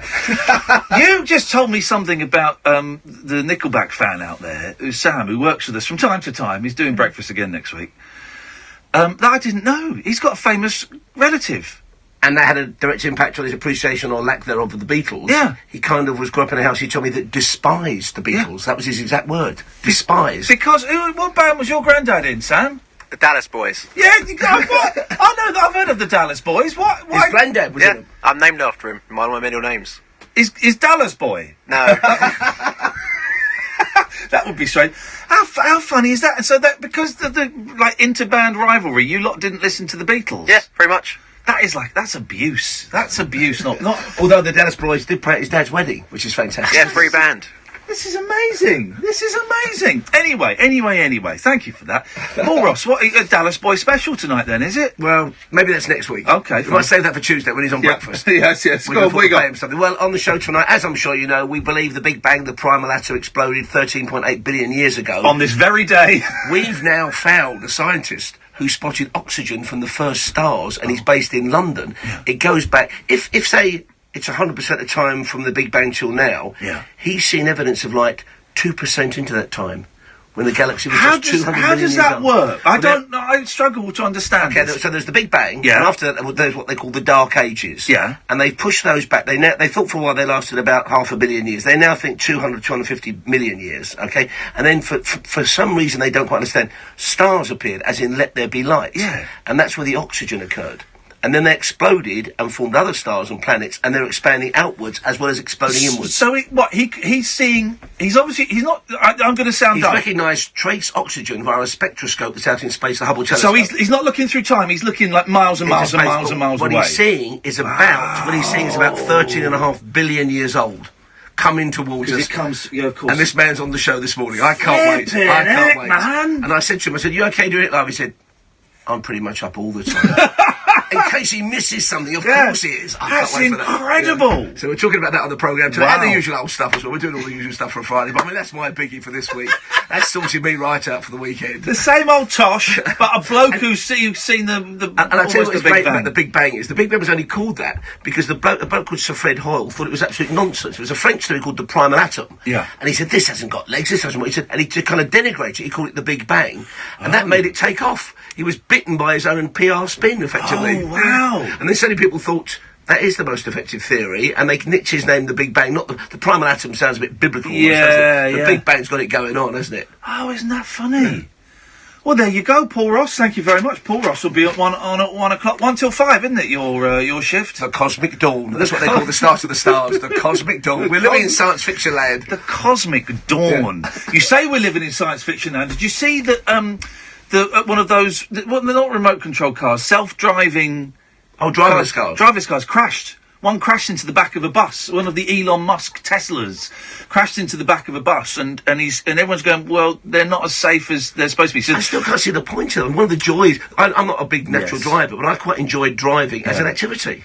But I would kind of like getting in the, type it in, take me to Milton Keynes. I don't know why you want to go to Milton Keynes, but take me to Edinburgh, please, car. Yes, master. And then you just... Why would it say master? Of course it would. Where's democracy? Think of Night Running, Cool Kid. He'd say master, didn't he, Kit Kat? Oh, dear. Yes, master. Oh, supreme being. Yes, master. I will take you there. And then you can have a little doze. I would love that. And given that you made this poor creature call you master, what might it do while you were dozing? Where might it take you? What photographs might it take? We did a story about 6 months ago. Someone had invented a thing you plug into the lighter and it goes on your old fella. And it pleasures you. And it blew up while he was driving. Do you remember Serves that? him right. It was in a Nissan. He should have stuck to Swan Vestas, shouldn't he? Those extra oil matches from the supermarket. It blew up in his car, blowing him. Anyway, it was a mess. It was a horrible mess. Anyway, and you've got one more night of this, haven't you? I'm going nuts. Thank you, Paul. Paul will be on at 1 o'clock. Do stick around and listen to it. Paul's on 1 till 5, and it's a bloody good show, to be honest. It's a bit iffy. It's patchy. Dallas Boys. It's patchy. It's hit and miss, but those hits, man, they're good. We will be back tonight at 10 o'clock. Thank you very much, Sam. Thank you, Catherine. Thank you, dear listener. Until then, from us, ta-ta. Talk Radio.